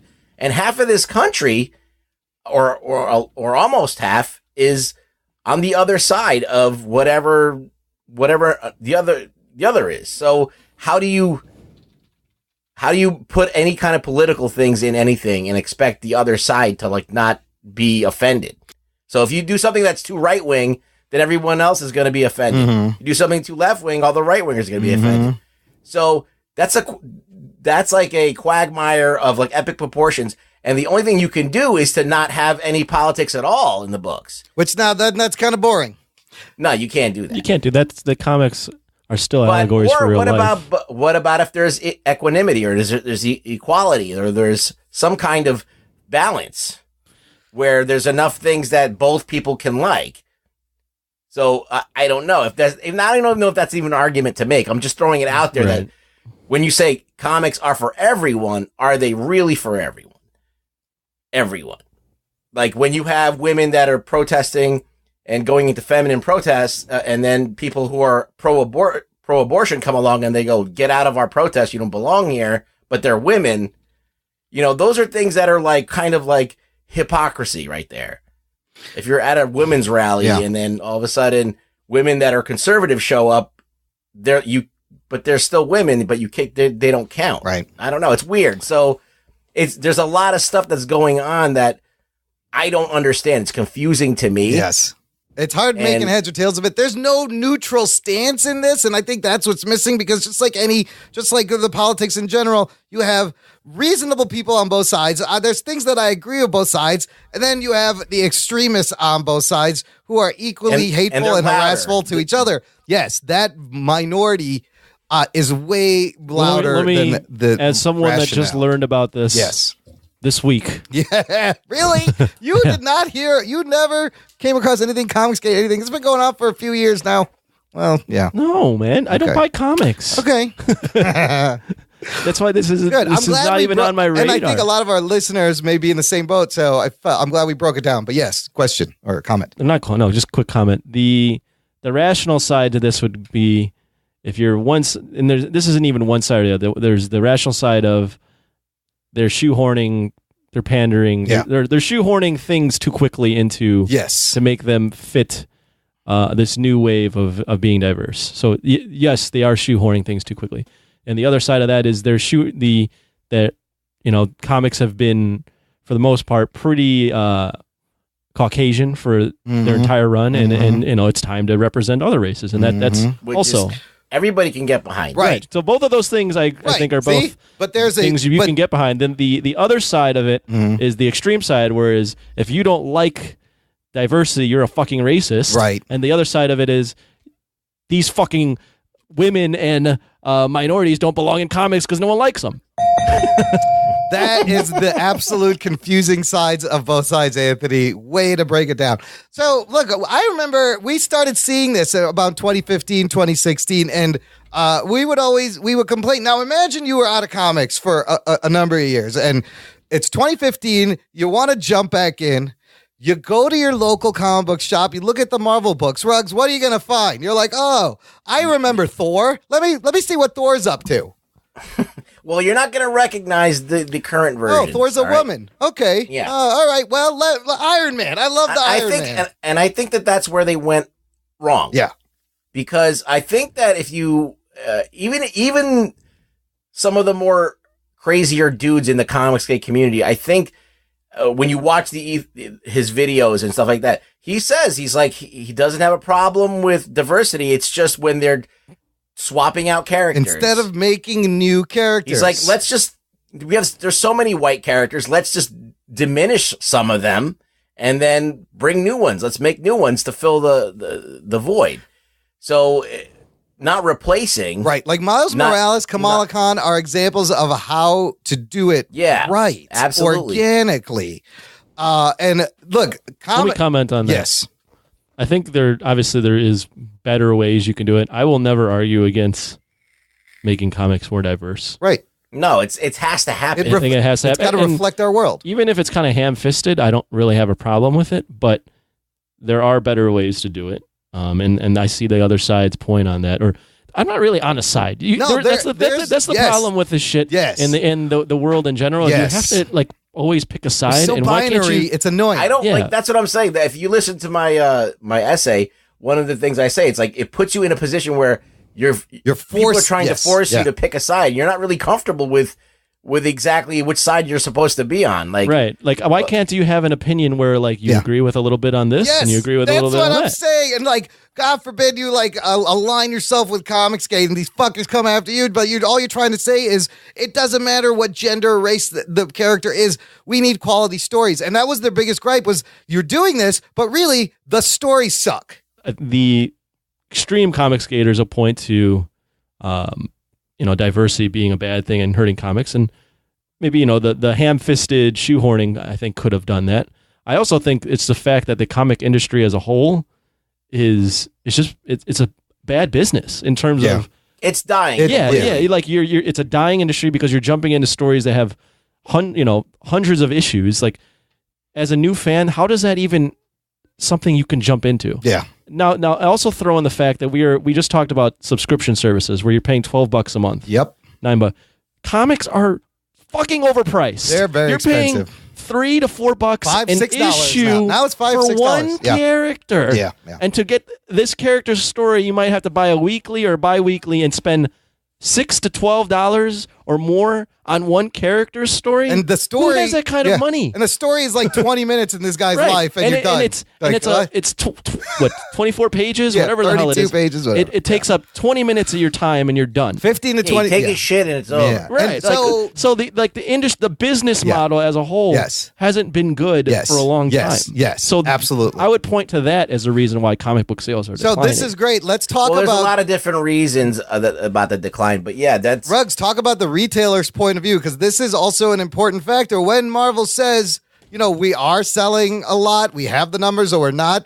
That's great. They have the number that they sold to the store. What the number they don't have is how many of those books actually left the store in readers' hands. Basically, I come from a background of being a comic book store clerk.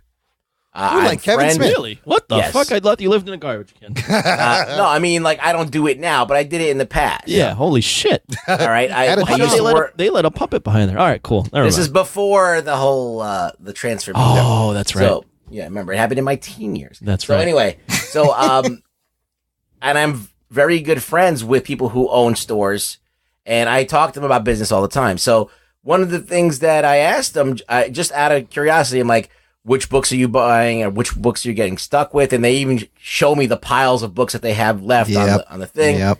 And then they go, well, this is what you have to do. It's a speculator's market. Yep. Yeah. You have to, all of these promotions come out from Diamond Comics and say, this is the new best thing. This is going to be great. Order this. Yeah. And they're like, okay, if I order this book, am I going to get an audience for this book? So then the day comes out and nobody buys it, and it sits on the shelves. Then next time around, they don't order it anymore. Yeah. So, and then he's like, look, I'm telling you my demographics. It's always old guys that are in here. Yep. You never see, he's like, you maybe see a few guys under 20, but it's not that many. And then women are either coming in with guys, or if they're coming in, it's like very, very few. Yeah. But if you're in like the metropolitan area, if you're in an area that's very diverse, you're going to get different. So if you move out to a suburb or something, you're going to see even less than that. So like if you're like in the middle of New York City and you have a comic book store that's very popular, very diverse. Yeah. People are going to be jumping into that store because they're, it's for many different reasons. For the spectacle of it, to go into this big crazy store, you're going to see all kinds of people, but that's the exception. But you would think with the MCU doing as well as it is, it would increase comic sales, right? You would think. That is not the case. No. That is not the case. Like the popularity of Marvel is at an all-time high. Yeah. The biggest movies ever the past year, their sales should be through the roof. And it seems to me the problem is, instead of Diamond distributors and publishers, just Marvel. It's mostly Marvel. Marvel and Diamond listening to their consumers, it's the flipped. Well, they're telling the retailers, this is going to be big, instead of listening to the readers and making something that they think is going to be big. Let me comment real quick. Rug Boy had mentioned an international audience earlier. Yeah. And I didn't know if he was getting to this, but I think Marvel and even DC, I mean, they're both international companies now. Yeah. So I know that, I don't know how comic book sales, if they even sell anything internationally. They have translated versions and stuff. Okay. So they have to be international. They like, not only is it good for just social awareness, but they need characters that look like other people in their comics if they're going to be international. Right. And, if they're going to be in China and they're going to be in, well, that if you go to India, there's Indian Spider-Man. Yeah, there you go. So there is that appeal to it, or that factor of we are a global business now. Right. It's just the execution of how they were doing that. And I think DC did it a little bit better, because if you remember, they had the New 52. They were like... But don't you think that this is like, okay, the market speaks, right? Yes. Who buys it, right? Yeah. Right. These books should be if these books are what the world wants, they should be outselling everything. Well, what if they're written like crap? That's their argument, but, and they kind of like even Miss Marvel, who you say is written really well, it's not selling. She's selling like 1,200 a month. I would go back to pointing to the fact that comic books are too goddamn expensive. Do you realize in the 40s they were 12,000? In the 40s they were selling millions of comic books in the 40s, and then it's in been the a dying 60s. industry for a long time. Yeah. Now if you could do like six figures, you're lucky. Why would you buy comics? Tell me why you buy comics. I bought comics last week. Tell me as a young person, why would you go into? There is no reason to buy them. Yeah. There is no. In the essay that I did on Patreon, I also pointed this out: is that Marvel doesn't give a shit about Marvel comics anymore. They don't. It doesn't matter to them because so many more people saw Infinity War than will ever read a comic book. Dude, the fact that little kids are running around talking about Thanos blows me away. There's merchandising. Yeah. There's cartoons. Yep. There's so many other ways to get people into this IP that comic books are always going to be the stepchild. It's not going. It's going to be an afterthought. It's basically just a IP breeding ground. Testing platform. Comics went from being the cash cow to now being the ancillary business for these companies. Yeah. And that's what it is. And so it's crazy to understand that like something that you used to do as a hobby is now diminished in such a way. So a lot of these people are upset, but they don't know why they're upset. And and this is the way it's. I'll tell you why. Part of it is I think Zika posted an interesting comment on our Facebook group about how this reminded him of the new Coke incident that Coke had. Oh, I remember. And I read the whole new Coke wiki, and it's similar. And they cover it in Business. That's going to be in the Coke versus Pepsi. Yep. But the main point is Coke did not realize what kind of an emotional attachment people had with the original brand. That when they just fucking flipped it and replaced it, people lost their shit because now you've taken, we don't like change. We're humans. A lot of humans don't like immediate change. They've taken something I've loved and you're like, now the Hulk is Asian? Okay. Like this is the same thing on a very much smaller scale. Right. Now smaller scale, but that's not the way to do it. The way to do it is to add new characters and develop them organically. And this was something we had seen in the past few years and why everyone kind of stopped buying comics. It's human nature. I mean, if you tell someone, "Hey, go change right now," like do this without giving human nature without giving a reason why or giving like a way to like ease into it. That's just the way humans are. They're not going to just change because you say, "Hey, change." Yep. And there's a great video. I just want to shout out some points in this video. It's called Comicsgate and the Lost Art of Storytelling. From he's a screenwriter and a writing teacher and a comics fan. I'll post the link in the show notes. Basically, he's like, comics have always been political, right? That's everyone's argument. Yeah. However, the way Marvel used the politics in these last few years seems more like rhetoric and not storytelling. You want to recontextualize the issues into the organic story, but they're just transferring it to a character for no reason, for no organic story reason. He brings up the point that it's allegory versus metaphor. Allegory is a strict, it gives no thought to the narrative. Everything is a symbol for something else in the real world. Metaphor is more loose, has more breathing room, more nuance. You could play with it. So when it seems like propaganda, it kills the magic of fiction. That's basically what the problem with Marvel's the way they've been doing things is just the stories. They haven't been thinking about the stories. Like they don't care. The stories have been sucking. They've not been organic. Instead of preaching the issue, they should just present it. Look, I can't really speak to how good the comics are because I haven't read them. Right. Yeah. But all I know is I've lost interest in Marvel because of what they did to Spider-Man, which has nothing to do with politics. That's the one book I still buy and read. Okay. All right. But it could be something that simple. Yeah, it has nothing to do with it. Had nothing to do with politics. It doesn't have to be like I didn't have like this political thing. I never it wasn't even on my radar until I started reading all this fucking Twitter shit. Right. But like I'm sitting there going, I'm reading Spider-Man and I don't recognize the Spider-Man that I like. Yeah. And it has nothing to do with they made him whatever. Right. Like the guy just didn't have that.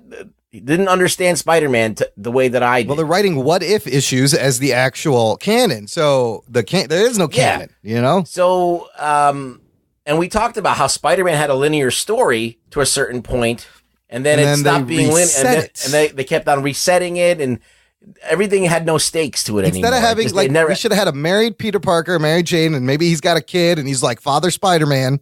Yeah. But they reset it, take everything back, and make him Tony Stark. But the point is, sometimes you stop reading comics because the comics just are not representing the character that you like. All right? Whether it be in the writing or it could be they could change the costume. I mean, they made Spider-Man in a black costume. Dude, when that and then happened, they eventually people went lost back their to shit. Yeah. And they went back to the original costume. It's not like he's still wearing it. They had to make it into like Venom. Okay, so like sometimes people want what they want. People want what they originally wanted. And I understand that like a lot of these characters are white because a lot of the guys who were in the industry were white and they were writing what they know, which is being white. But like, and now you even have the quandary of, can you write a character if you're not that demographic? Well, look, are you allowed to anymore? Their argument is like these people. Who's they? The Comicsgaters, Seagators. They have claimed that these people got their jobs because of not of their ability, but of who they were. Right. But this has happened in science fiction. But my counter argument is somebody has to write their first comic book. Like you got to start somewhere.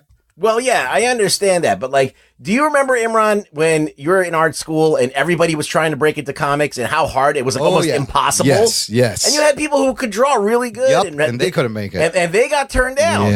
Yep. So I'm like, it used to be this thing that was impenetrable. And now all of a sudden, like, oh, you hear like everybody's story, like on Twitter, like all of these artists were coming and saying, no, it's not that hard to get into comics. Like anybody can do it. And I didn't even write. I never wrote a comic book in my life. And Neil Gaiman said, I never wrote anything in my life, and I wrote comic books. And I'm like, okay, I didn't know it was that easy. Like that, you could have fooled me because everybody that I know that tried and they're very talented. Wait, what was the Neil Gaiman thing? He also did not write a comic before he got his first comic book job, right? That's what he said. Right. That was Okay. And then everybody else, all these other writers came out of the woodwork saying, oh, I didn't either. And I didn't either. Yeah. And I'm like, well, holy shit. I'm like, if they only knew what I knew. I mean, how many people I've seen get chopped down in their prime trying to get into that were very talented. I'm like, I don't know. It could be true. I'm sure that there are exceptions. Like, I like seeing diversity in the staff of Marvel. That I think that is a step in the right direction. Look, they have to do it. Whatever you want to say, it's probably, whatever you're saying is probably right. Yes, it's probably easier. Maybe it is, but it has to happen. It's going to happen, and you just can't fight it. Because they don't give a fuck about comic book collectors. No. They're trying to write IP to make movies out of, to make cartoons out of. It is a business. They're trying to see, all right, maybe these voices will now coalesce into something that we could put on TV. Maybe this coalesces a toy line that all kids will want to buy. Comic books do not matter anymore in the grand scheme of things to Marvel and Well, DC. let me ask you this question. This is something I thought of while doing all this research. Do you think the superhero mythology, because this is what it is, it's our modern day mythology, the superhero comics, do you think the mythology has outgrown the medium of the comic book? And now it is for the medium of the visual, the TV and the movie, and then it'll be something else later. A superhero was such like a silly thing, right? Like 20 years ago, like before Michael Keaton Batman, like even Superman was considered to be a little bit silly, but it was done so well that people were in awe of it. They did it seriously. They took it seriously, which made the difference. So for a while, it was just like, maybe once in a while you could do a superhero movie. But now that they're doing it every year, we got fucking 12 movies coming out next year. Yes. And there's no sign of slowing down, really. I think the medium is viable. They're as viable as they're ever going to be. Yeah. And that's not to say there are still great independent comic books with great stories. There's no reason for Comicsgate. That's one other thing I want to say. There's no reason. Because there's a million independent comic books that are just people writing whatever they fucking want to write. Right. There's no reason to go, oh, we're going to start our... Well, just go and get an independent comic. There's that's web what I comics, but you can create your own comic and put it out now. Kickstarter has tons of independent comics. This whole Comicsgate thing is just a way to shine a light on like the anger of these fans. Yeah. They're just angry. A lot of them have problems with, or maybe they're bigoted and they have maybe some kind of racial issues. But at the end of the day, what's at the bottom of it is anger. It's anger. And this is the way that they're deciding to exercise. Eminem should write a song about it. Let me answer your question, Imran, because it kind of ties into a point I was trying to figure out how to weave in, but I can't until you ask that question. Okay. So, are comic books, are these characters better in a different medium? Yeah. That's basically what you're asking. Yep. And I would say actually yes. Oh. They are better on TV or in movies because of something Rug Boy had shared with me, and it was the success of manga versus comics. Oh, I forgot to watch that video. I gotta put that. Good. I gotta watch. I'll put that in the show notes. And I watched it. And I was like, haha. So what was the gist of that video? The gist is manga. The stories end. Yeah. Yes. It's not an ongoing 50-year thing. Enjoy a beginning to end. That's basic storytelling. Comics don't have a beginning to end in terms of the traditional Marvel or DC. And it's impossible to carry on a story that long without getting it repetitive and whatever. Exactly. We talk about Walking Dead all the time, how they should have fucking ended it. Yep. You know, with movies or TV, I mean, you can recast, yes, but actors get old. Yeah. Actors want to move on. Actors want to do new things. But that's like you got James Bond. Bond. That is how you can end a lot of these things. Okay. You can end The Dark Knight because Christopher Nolan wants to move on. Yeah, he's done. You can end the X-Men series, you can end the Spider-Man Raimi series because he made a bad third film. I would love it if comics were like shorter runs that ended. But this is what people But also... that's the fatal flaw in comics is they don't end. So then as a new reader... You can't as begin. as the years pile on, you can't begin. I mean, it's exactly like daytime soap operas. Like the fucking story's been going on for 50 years. And but unless the character's end, once the actor's done, he's done. Yeah. His arc goes. The reason why comics, I feel like, will always have a place, though, is yes, it would be great if the stories were self-contained stories that you can just jump in and grab a few volumes and get the whole story, and then you got it, you're done. But the thing that a TV show can't do, and even most movies can't do without spending ridiculous amounts of money, is put you in another place. Right.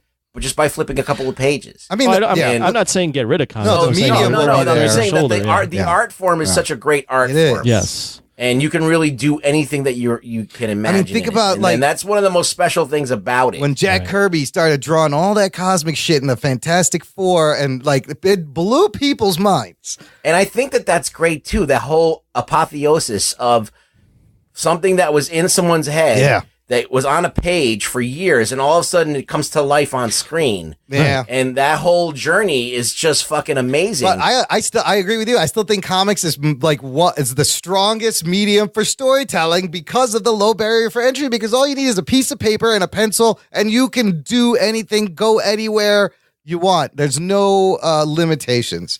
And other medium can do that. What's great about comics is what we're seeing play out, the last 20 years is we're seeing, as Rugboy mentioned, the evolution of from TV to or from paper to the small screen to now video games and big screen, and now you got Avengers with 60 characters making over $2 billion. Like that's all awesome. 22 interconnected and these are characters that began in the 60s and the 70s. This is all awesome, and it's all due to comics. I'm just saying the barrier to entry is very high in terms of being a fan of comics. There's a lot of hurdles to being a new fan. Yes. And it is kind of scary and overwhelming to a lot of people. And I can see that it's not the most inviting thing. But at the same time, I was just an idiot kid and I got into it. Right. So, like, how come I was able to navigate it? I got into it, too, with I got a whole bunch of old comics. The reason is comics cared about getting you into it. Now, as you mentioned, they don't give a fuck. Because there's it's because it's a fucking pimple on an elephant's ass. The profit margins are way low compared to... That is a good point, Anthony. Yeah. Damn, I didn't think of that. They wanted you in. Yeah. Now they don't. They don't. If they get you in, it's cool. If they don't get you in, whatever. We're making $1 billion movie. Yeah, I mean, I thought it was a sad day when I bought my last superhero comic. I was just like, all right, I'm done with this genre because it's just... I feel like that it's more of a product than it is art. Yeah, it's become corporate for Marvel and DC That was when I when I'm like, this is just another fucking way to fucking sell this book. You're just trying to market this to me, and I have to fucking get like 4 other books that I don't give a fuck about, and I have to buy another. It's just ridiculous. That's when they started relying on event comics. Yeah. That didn't help. That didn't work either. Like, this is all like really just specifically Marvel. And you're right, this Comicsgate thing. DC too, man. But but I think DC guilty of it as well. Yeah, a little bit. But I think DC event comics and all. I'm talking about The thing is that DC's not as successful as Marvel with its other stuff, so it cares more about its content. I think they figured it out in the sense of they had the New 52, and then they had the Backlash, right? And then they did Rebirth, and basically they were like, "Oh, you didn't like all that new shit? Well, here's all your old characters back." And sales went through the roof. Everyone was very happy. Marvel tries the same thing. It doesn't really work as well. I got one last point before I don't know enough. I don't know enough to keep commenting. Yeah. At the end of the day, this is really an argument between a minute section of our country. Yes. Of society. Very really small. Very small. Yes. But it is a more reflective of just society as a whole right now, and the divide that there is in terms of things being so goddamn binary. And the harassment on both sides is horrible. Like this, like obviously you don't want to condone this, and that doesn't need to get to that. But people have gotten their rage out that way, and then been kind of egged on to keep going. I think it's very unhealthy when you have this polarized way of thinking on both sides. Yep. That if one person doesn't think the same way as you got to just fucking destroy them. Yeah. And it's crazy. What sucks about that too is like growing up in this era now and having this be a thing. Like I have to like stop myself and be like, all right, calm down. Don't get mad when you see one thing and get like, oh my God, this group of people sucks. Like, calm down, read a couple things. You can't help but do that, but you're right. You can't help but do that because you're trained now, like to be like, have a reaction right now. What's your goddamn opinion? Yeah. What is your opinion? Yeah. But there is a narrative that is most of the ways we get our news is there's a definite narrative to it. Right. So you have to be able to see past some of that stuff. You have to kind of like almost withhold your emotions and withhold like even making a decision about anything until you get everything. And that's hard to do. It's like so hard to get the real story or get what's actually worth getting mad about. When I was collecting all these links, and if you go and read these links from the different sites, I found a couple of things very interesting. The media, the main media site, like Daily Beast has a great article on this, the Vulture Inverse. These main media sites all have a similar narrative, and they're just like, this is a hate movement. They're bigots. They're harassers. They're racist. Other things. Right. Now, if obvious. I would say 75% of media is liberal. Yes. It's very liberal. Right. So then when I went and I looked at some YouTube videos from just individuals, I was surprised to find rational, reasonable discussion about why this is bothering people, what this pandering and this injection of progressiveness in Marvel is, and even the comments were very civil. I was like, holy shit, that's crazy. In my brief research for this, Comicsgate was coined by the side that's against it. So they labeled a bunch of people in this one bucket. There you go. Like they created that bucket. Yeah. It wasn't that's the thing. The Comicsgaters that created their own bucket. It was the other side that was like, you all suck. You're in this bucket. Yeah. You have this one dumb redneck dude that is making videos on YouTube, and then all of a sudden he's on a national TV show. Yeah. Like being painted as like, this is the enemy. Like we have to stop this guy. Yeah. And I'm like, this guy's a nobody. Why are you making him into somebody? Yeah, they're turning. He's like, oh, he's the big leader. The boogeyman that you need to have. Like and I'm not defending this guy. This guy's a total piece of shit. But I'm just like, why are you giving this air? You gave him power. You empower. You put him on. We just ignored all this shit. I didn't even know what Comicsgate was until I saw this thing. I was sitting there watching Jim Jeffries. Yeah. And I'm like, what the fuck is this? That's where you first heard it, was the Jeffries appearance. I've heard of it before, but I didn't think it was a thing. But these guys are using this to sell comics. Rugs, there's another great point you made that I want to bring up, is we talked about manga, but the hypocrisy of fandoms. Yeah, it's very hypocritical. So talk to us about what's popular in anime right now. So... Anime is fucking popular, first of all. And with the kids, it's getting more and more popular all the time because, like, you got Pokemon and Yu-Gi-Oh cards and stuff is the gateway. Yep. And, like, Dragon Ball Z is the gateway. And once they get in... They find Crunchyroll, it's over. Yeah, they find Crunchyroll or they watch the Netflix stuff or the now, Hulu like, too. Yeah. Amazon's got it. Everybody's got it. Now, parents don't fucking know or whatever what their kids are doing, but...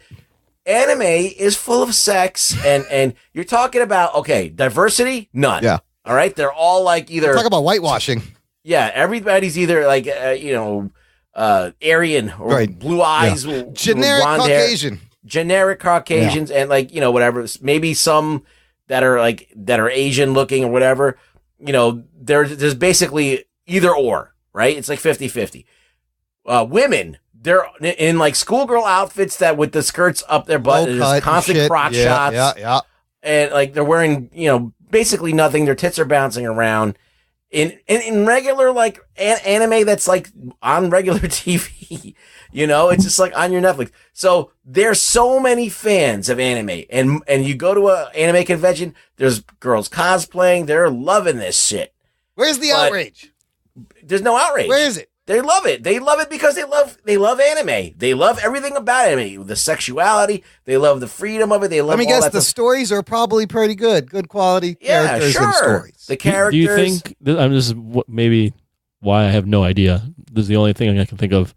Do you think there's no outrage because it's thought to be made in Japan? So it's like, well, they don't get it. They're not. Well, no, it's like it's not that they don't get it. It's they're not white. Oh, so it's not the same standard. They don't have. You can't get mad about something if a non-white person is not. That could be true. That could be true. You can't be like that's fucking racist if a black guy made that. I think it's starting now. You think so? Okay. I think it might be starting now because people are pointing out the hypocrisy of it, and they're like, "Well, we better get on this now." Mm-hmm. So, and then the Japanese people over there are like, "What?"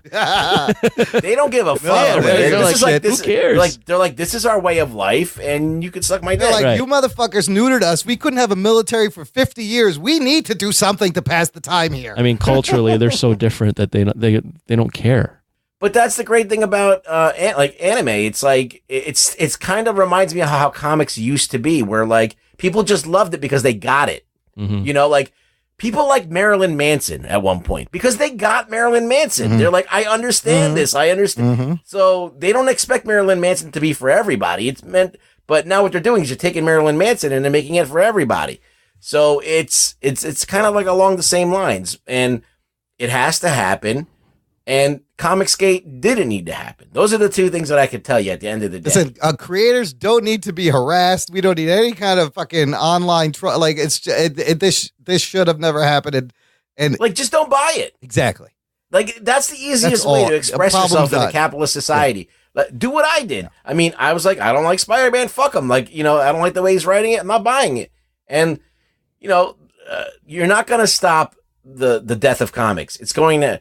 Like, Marvel's going to keep it afloat, like the comics division afloat, because it needs a place to try out ideas and try out characters just as like a kind of like a little breeding ground, testing ground for artists and ideas.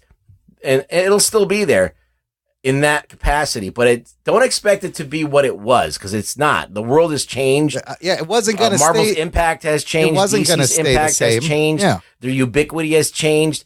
You could get it. I mean, you don't even need to buy comics anymore. You could just get bootlegs and read them online. Right. There's literally thousands of sites that have like free comics on them. There's torrents out there. Yeah. So there's torrents. There's so many ways to get comics. You don't even have to buy them if you don't want DC has another good example of a character done well in Simon Baz and Jessica Cruz Green Lanterns. I thought that was also very organic. Made a lot of sense in the Lantern mythology. Yeah, and there's plenty of lanterns. That's the great place to roll out. They could be anybody. Everybody could be a lantern. Any kind of person could be a lantern. Yeah, a lantern is just something that like you guys said, it's just ironic that this is such a small group. It's so specific to Marvel in this age, and like they just latched on, and they're so vocal. It's still it's small, such a small group, but it's showing exactly how society is with every issue nowadays. It's a microcosm of There's shitty people everywhere you look. Yeah. All right, but the thing is, the degree of shittiness is not the same. You know, there's a guy who cheats on his wife. There's a guy who skims money from the business that he works at. And then there's a guy who probably, you know, does really fucked up shit, like, you know, harms animals or whatever. But like, they're all different degrees of stuff. So it's like you can't paint everybody with the same exact brush. Yeah. It's that, and we've become so binary, and it's reflected in this. And when you have that, and you have like, the thing is, like, I'm like a guy that I read both of those things. I'm like, I agree with that. I agree with that. And I'm like, why isn't there more of people like that? Yes. But it doesn't seem like when you read Twitter that there is that. Like, everybody's like, suiting up and getting ready to go into battle. I mean, a lot of it has to do with just the nature of Twitter also adding fuel to this fire. It has to do with that, and I think a lot of it has to do with the fact that the person we have in office is ready to go to battle on Twitter. Yeah. Well, yeah, that doesn't help. That doesn't help at all either. When the guy when you got the guy running the country going ready to throw missiles at a moment's notice via Twitter. Remember when you would say something on Twitter early on and you would just be like, who cares? It's Twitter. You can say whatever you want. Like, nobody gave it any credence or weight because it was fucking Twitter. What happened to those days? Well, that's the thing. Twitter's a huge... Look, the social media and Twitter is a huge proponent of this. Like, that is the vehicle for this stuff. Yeah. And we were talking about how Twitter is like weaponized and stuff like that. Yeah.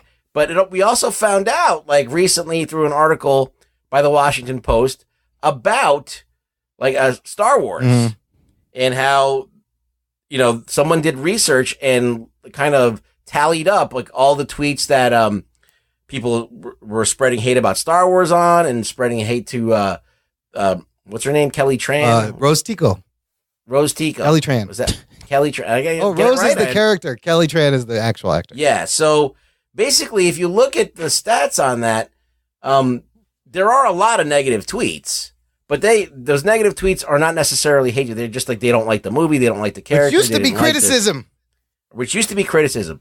When you actually take hate speech and foul language into play, it's like a small percentage. Like almost like, I don't know, what was it, 6%, Imran? I don't remember. I don't have the numbers up anymore. Yeah, no, it was a fraction of all of them, but I will put this chart in the show notes. It's a very interesting analysis. So it is a small vocal minority that's having so much impact. Yeah. And you have to learn to just be like, okay, that's just bullshit. That's just noise. You got to just fucking drown it out. And that's the only thing you can do. And you have to be more level-headed. And like, there's no reason this Comicsgate should exist. No, it shouldn't. There's no fucking reason for it.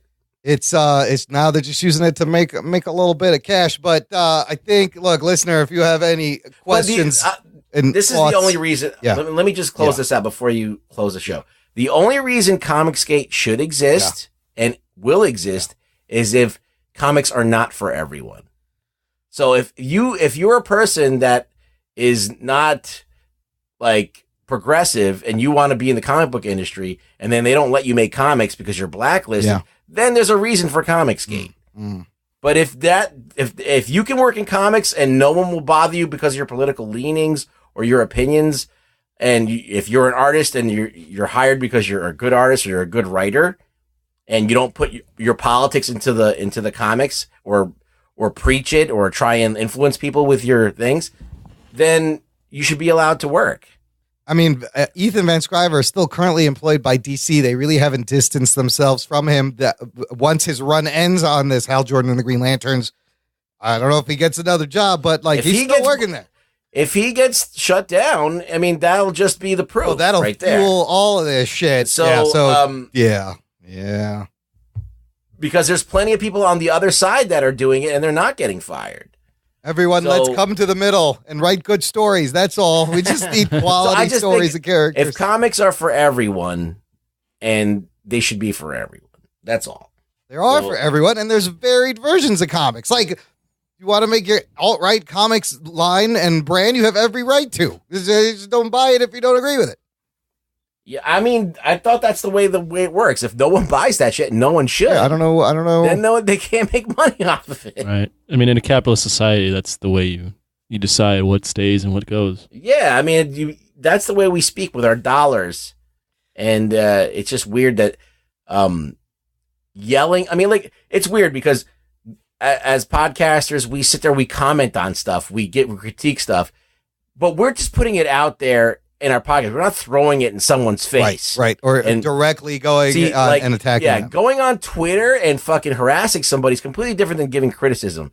Now, when they say that what we do is bad, commenting on stuff and we're against whatever, then we're in a different It's a slippery slope. But at the same time, these guys should be able to control their followers and pull the reins in instead of kind of turning a blind eye. They have some responsibility. They have responsibility to it. They have to exercise it. They have to be sensible. And they're not on purpose, is what it seems. And I just want this shit to end. Yeah. I mean, this is crazy. So, look, now, you might see Comicsgate shit pop up. You know a little bit more. I think it's going to keep going for a while. Great discussion. Let's get to the mailbag. Oh, there's a mailbag. Got a comment from Chocolate Tane. Our buddy Oh, Tane Reese writing in. Hey, guys, quick note. A comment was made about how the yellow emblem on Batman's costume doesn't make sense for ninja hiding in the shadows. I believe he's referring to Chaz's comment from the Fanboy's Guide to the DC Universe. He says it's there to draw the bad guy's gunfire. The armor is the best on his chest. And I forgot about that, and that's a good point. Yeah, I did remember that being said in some Frank Miller If you have thing. to have a target, make it where the fucking armor is the best. Wes Cranford, Yank from Down Under checking in. He says, hey guys, haven't touched base in a bit, so here's an email. First of all, no more speed pipes or bass pipes or whatever. God, I did not enjoy that at all. Seth was right. Sounded awful. Let me pause here. I didn't think it sounded bad. People, they don't like the sound of their own voice. The first time you hear it, it's weird. I think he sounded fun. I think you sounded like a lot of fun. I would love to hear more of that enthusiasm from your voice. Fine. Yeah, you did not sound awful. Love the DC show. Was surprised, though, that you didn't talk about the animated stuff from DC, as they do that extremely well and infinitely better than Marvel. I've rewatched Batman vs. Superman, and though riddled with fault, it gets more enjoyable as I rewatch and let go of my hangups. Some really good shit in there, same with Superman. Also, I'm pissed off because I can't get DC streaming down here. Fucking regional laws. Pause here. Sorry about that, Seth. It's only in the U.S. This DC. That's Wes. You're talking to Wes. Sorry, who did I say? Seth. Oh, he said Seth. It is kind of sucks that the DC streaming is only U.S. for now. But we'll let you know how good it is. He says, I have a gut feeling that Captain Marvel is going to not be good. Hope I'm wrong. I think you're wrong. We just saw some fucking great photos.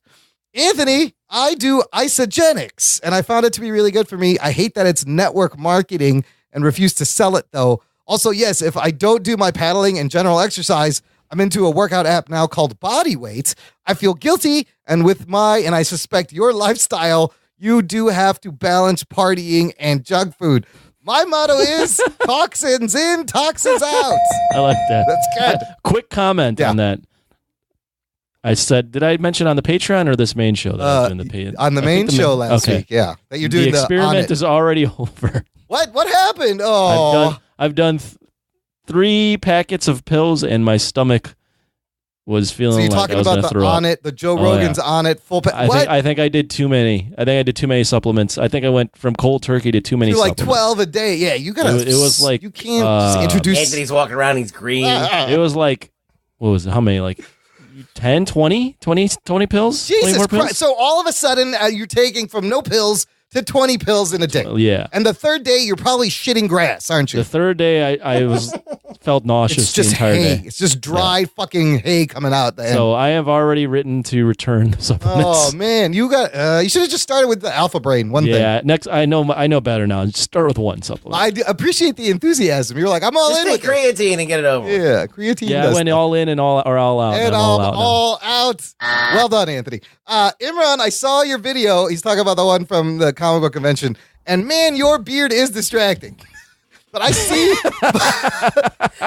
he didn't mince words. He just went right in there. I see why you have to keep it, as you have a boyish face. No disrespect, man. Can I just tell you that, man, your beard is distracting. I fully agree. He's absolutely in the video. It looks like my face is out of focus, but it's not. It's just the facial hair. I love it. It's so funny. I'm going to watch that video now. He says, he continues, I'm still waiting for some more reviews, maybe Animated Year One or What the Fuck Justice League. Rugs, have you had a souvlaki from the Astoria street vendor yet? Really missed those, have you? Yeah, of course. Okay. Well, you 3 really keep me laughing, and hopefully one of you can... They're delicious. He says, hopefully one of you can come down under. Wes, I would love to come down under, and I'm going to visit Australia. Oh, shit. I'll do both of those things. Okay, finally, our buddy Louis Paz, we haven't heard from him in a while, checking in via voicemail. Hey guys, what's up? It's Louis. I'm sure by now you guys have already covered the whole Captain Marvel deal, the bomb that Entertainment Weekly just dropped. Everything looks fantastic. I think the scrolls look amazing. They don't look like Piccolo. Piccolo has antennas and a round head, if we're talking about the cartoon in the series, but whatever. People have their own opinions. I think it looked great. I think they perfected de-aging older actors. I mean, Sam Jackson looks amazing as his younger self, with hair. Looks amazing. But anyhow, I just wanted to comment on that. My question is about the upcoming Iron Fist Season 2 dropping on Friday. The Daredevil comic book writer, Charlie Soule, he's been writing it since 2015. I've never missed an issue since Frank Miller, actually. So I'm a hornhead. That's what they say. Nice. But anyways, he mentioned that they're going to include Sam Chung, which is a character that he created that eventually becomes a sidekick to Daredevil and kind of like his protege. So I don't know if you guys know anything about the character or not, but if you do, and if you look it up, I'm curious to know if he's going to become Blind Spot. Geek Boner in the in Iron Fist, or maybe in the later upcoming Daredevil season, whether he'll have a suit or not. I'm just curious to know what your thoughts are on that character being included. Oh, well, thanks for the message. I got my thoughts. Okay, well, first of all, good on you, Lewis, for like buying Daredevil for so long. Like that's great. It's like me and Spider-Man. What are your thoughts? That is so deep cuts. I have no idea. What the fuck, Sam? What the fuck is a Sam Chung? I will tell you, Samuel Chung this is interesting because they're using Typhoid Mary, which is another Daredevil villain, Sam Chung, another Daredevil villain, and indeed, Samuel Chung is going to be played by Yale School of Drama alum James Chen in this new season. Who is Samuel Chung? He's a new character, like he just said, introduced in 2015 by Charles Soule. This is great. Like, okay, here we go. Diversity in comics and diversity in the medium. Sam is an undocumented Chinese immigrant with an invisibility suit that he built out of cheap over-the-counter tech from a bodega who fights crime as a superhero Blind Spot, co-created by Soule and illustrator Ron Garney. Matt trained Blind Spot similar to like Stick trained him. His eyes get gouged at one point by this villain Muse, and he loses his eyesight, but then it kind of comes back. But the design of the character is very cool, and the invisibility thing is cool. So I don't know. He will be in there. I don't know how big of a part he's going to play, and will he become Blind Spot and cross over? But Blind Spot, Sam Chung, is in season 2 of Netflix, which is out now as you are listening to this. Did you guys watch any of it? Nothing yet. No, it's not out for us yet in real time. But it will be out when the listener. Oh yeah, we're in the past. We are in the past. We're not in the present. When you listen to us, it's like looking at a star. It is. In our present, it's not out, but in your present, it is out. Figure that shit out. Right. So early reviews have come out a lot. How do we be one of these reviewers? People got the first 6 episodes. Who do I have to fucking blow to get this fucking access? But they're saying it's an improvement over the first, not a huge one, a little bit better, but anything is going to be better than the fucking first season. Yeah, you got nowhere to go but up. Yeah. So you think if you went down to blow somebody, they'd look at you and be like, but you're about to go down on, and they're like, wait, stand back up again. Wait, what? What's your beard? I don't know if what the fuck? Wait. Already... Let's just get to the meat of this. Would you actually blow someone in?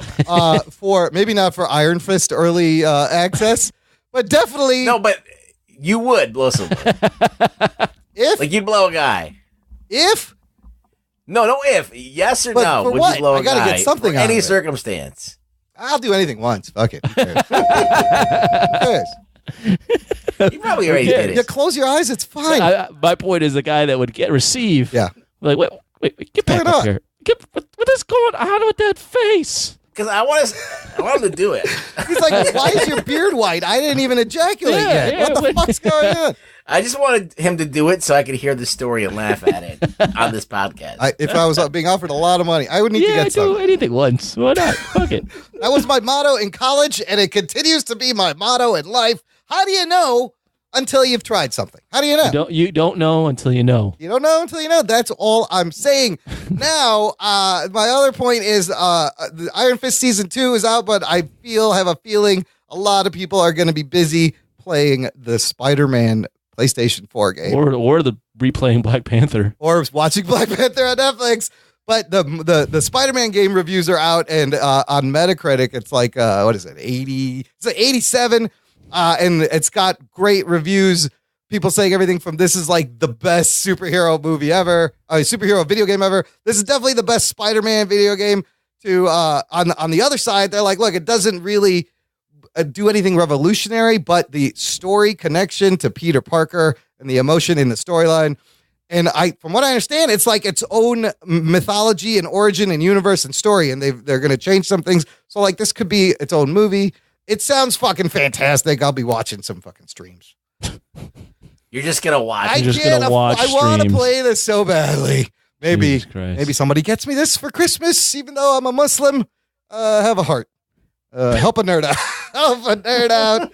But you mean one of the fans sends you? I don't know, Patreon birthday gift. Look at all the shit that's you want to appropriate a white person's holiday, just for your benefit. Yeah, that's what you do in Trump's America. Yeah. I'm behind this 100%. Look at all this content, though. Enjoy Iron Fist Season 2, the Spider-Man game, the DC Universe streaming will be out.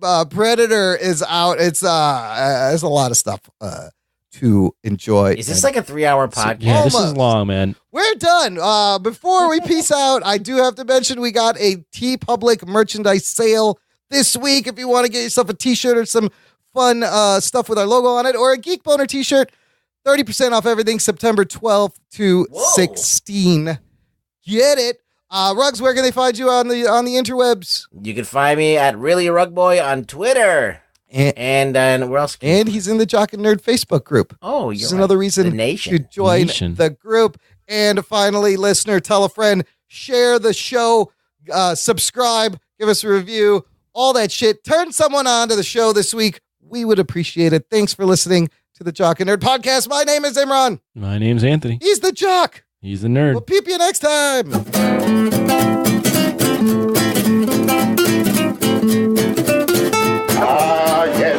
I see that you know your judo well.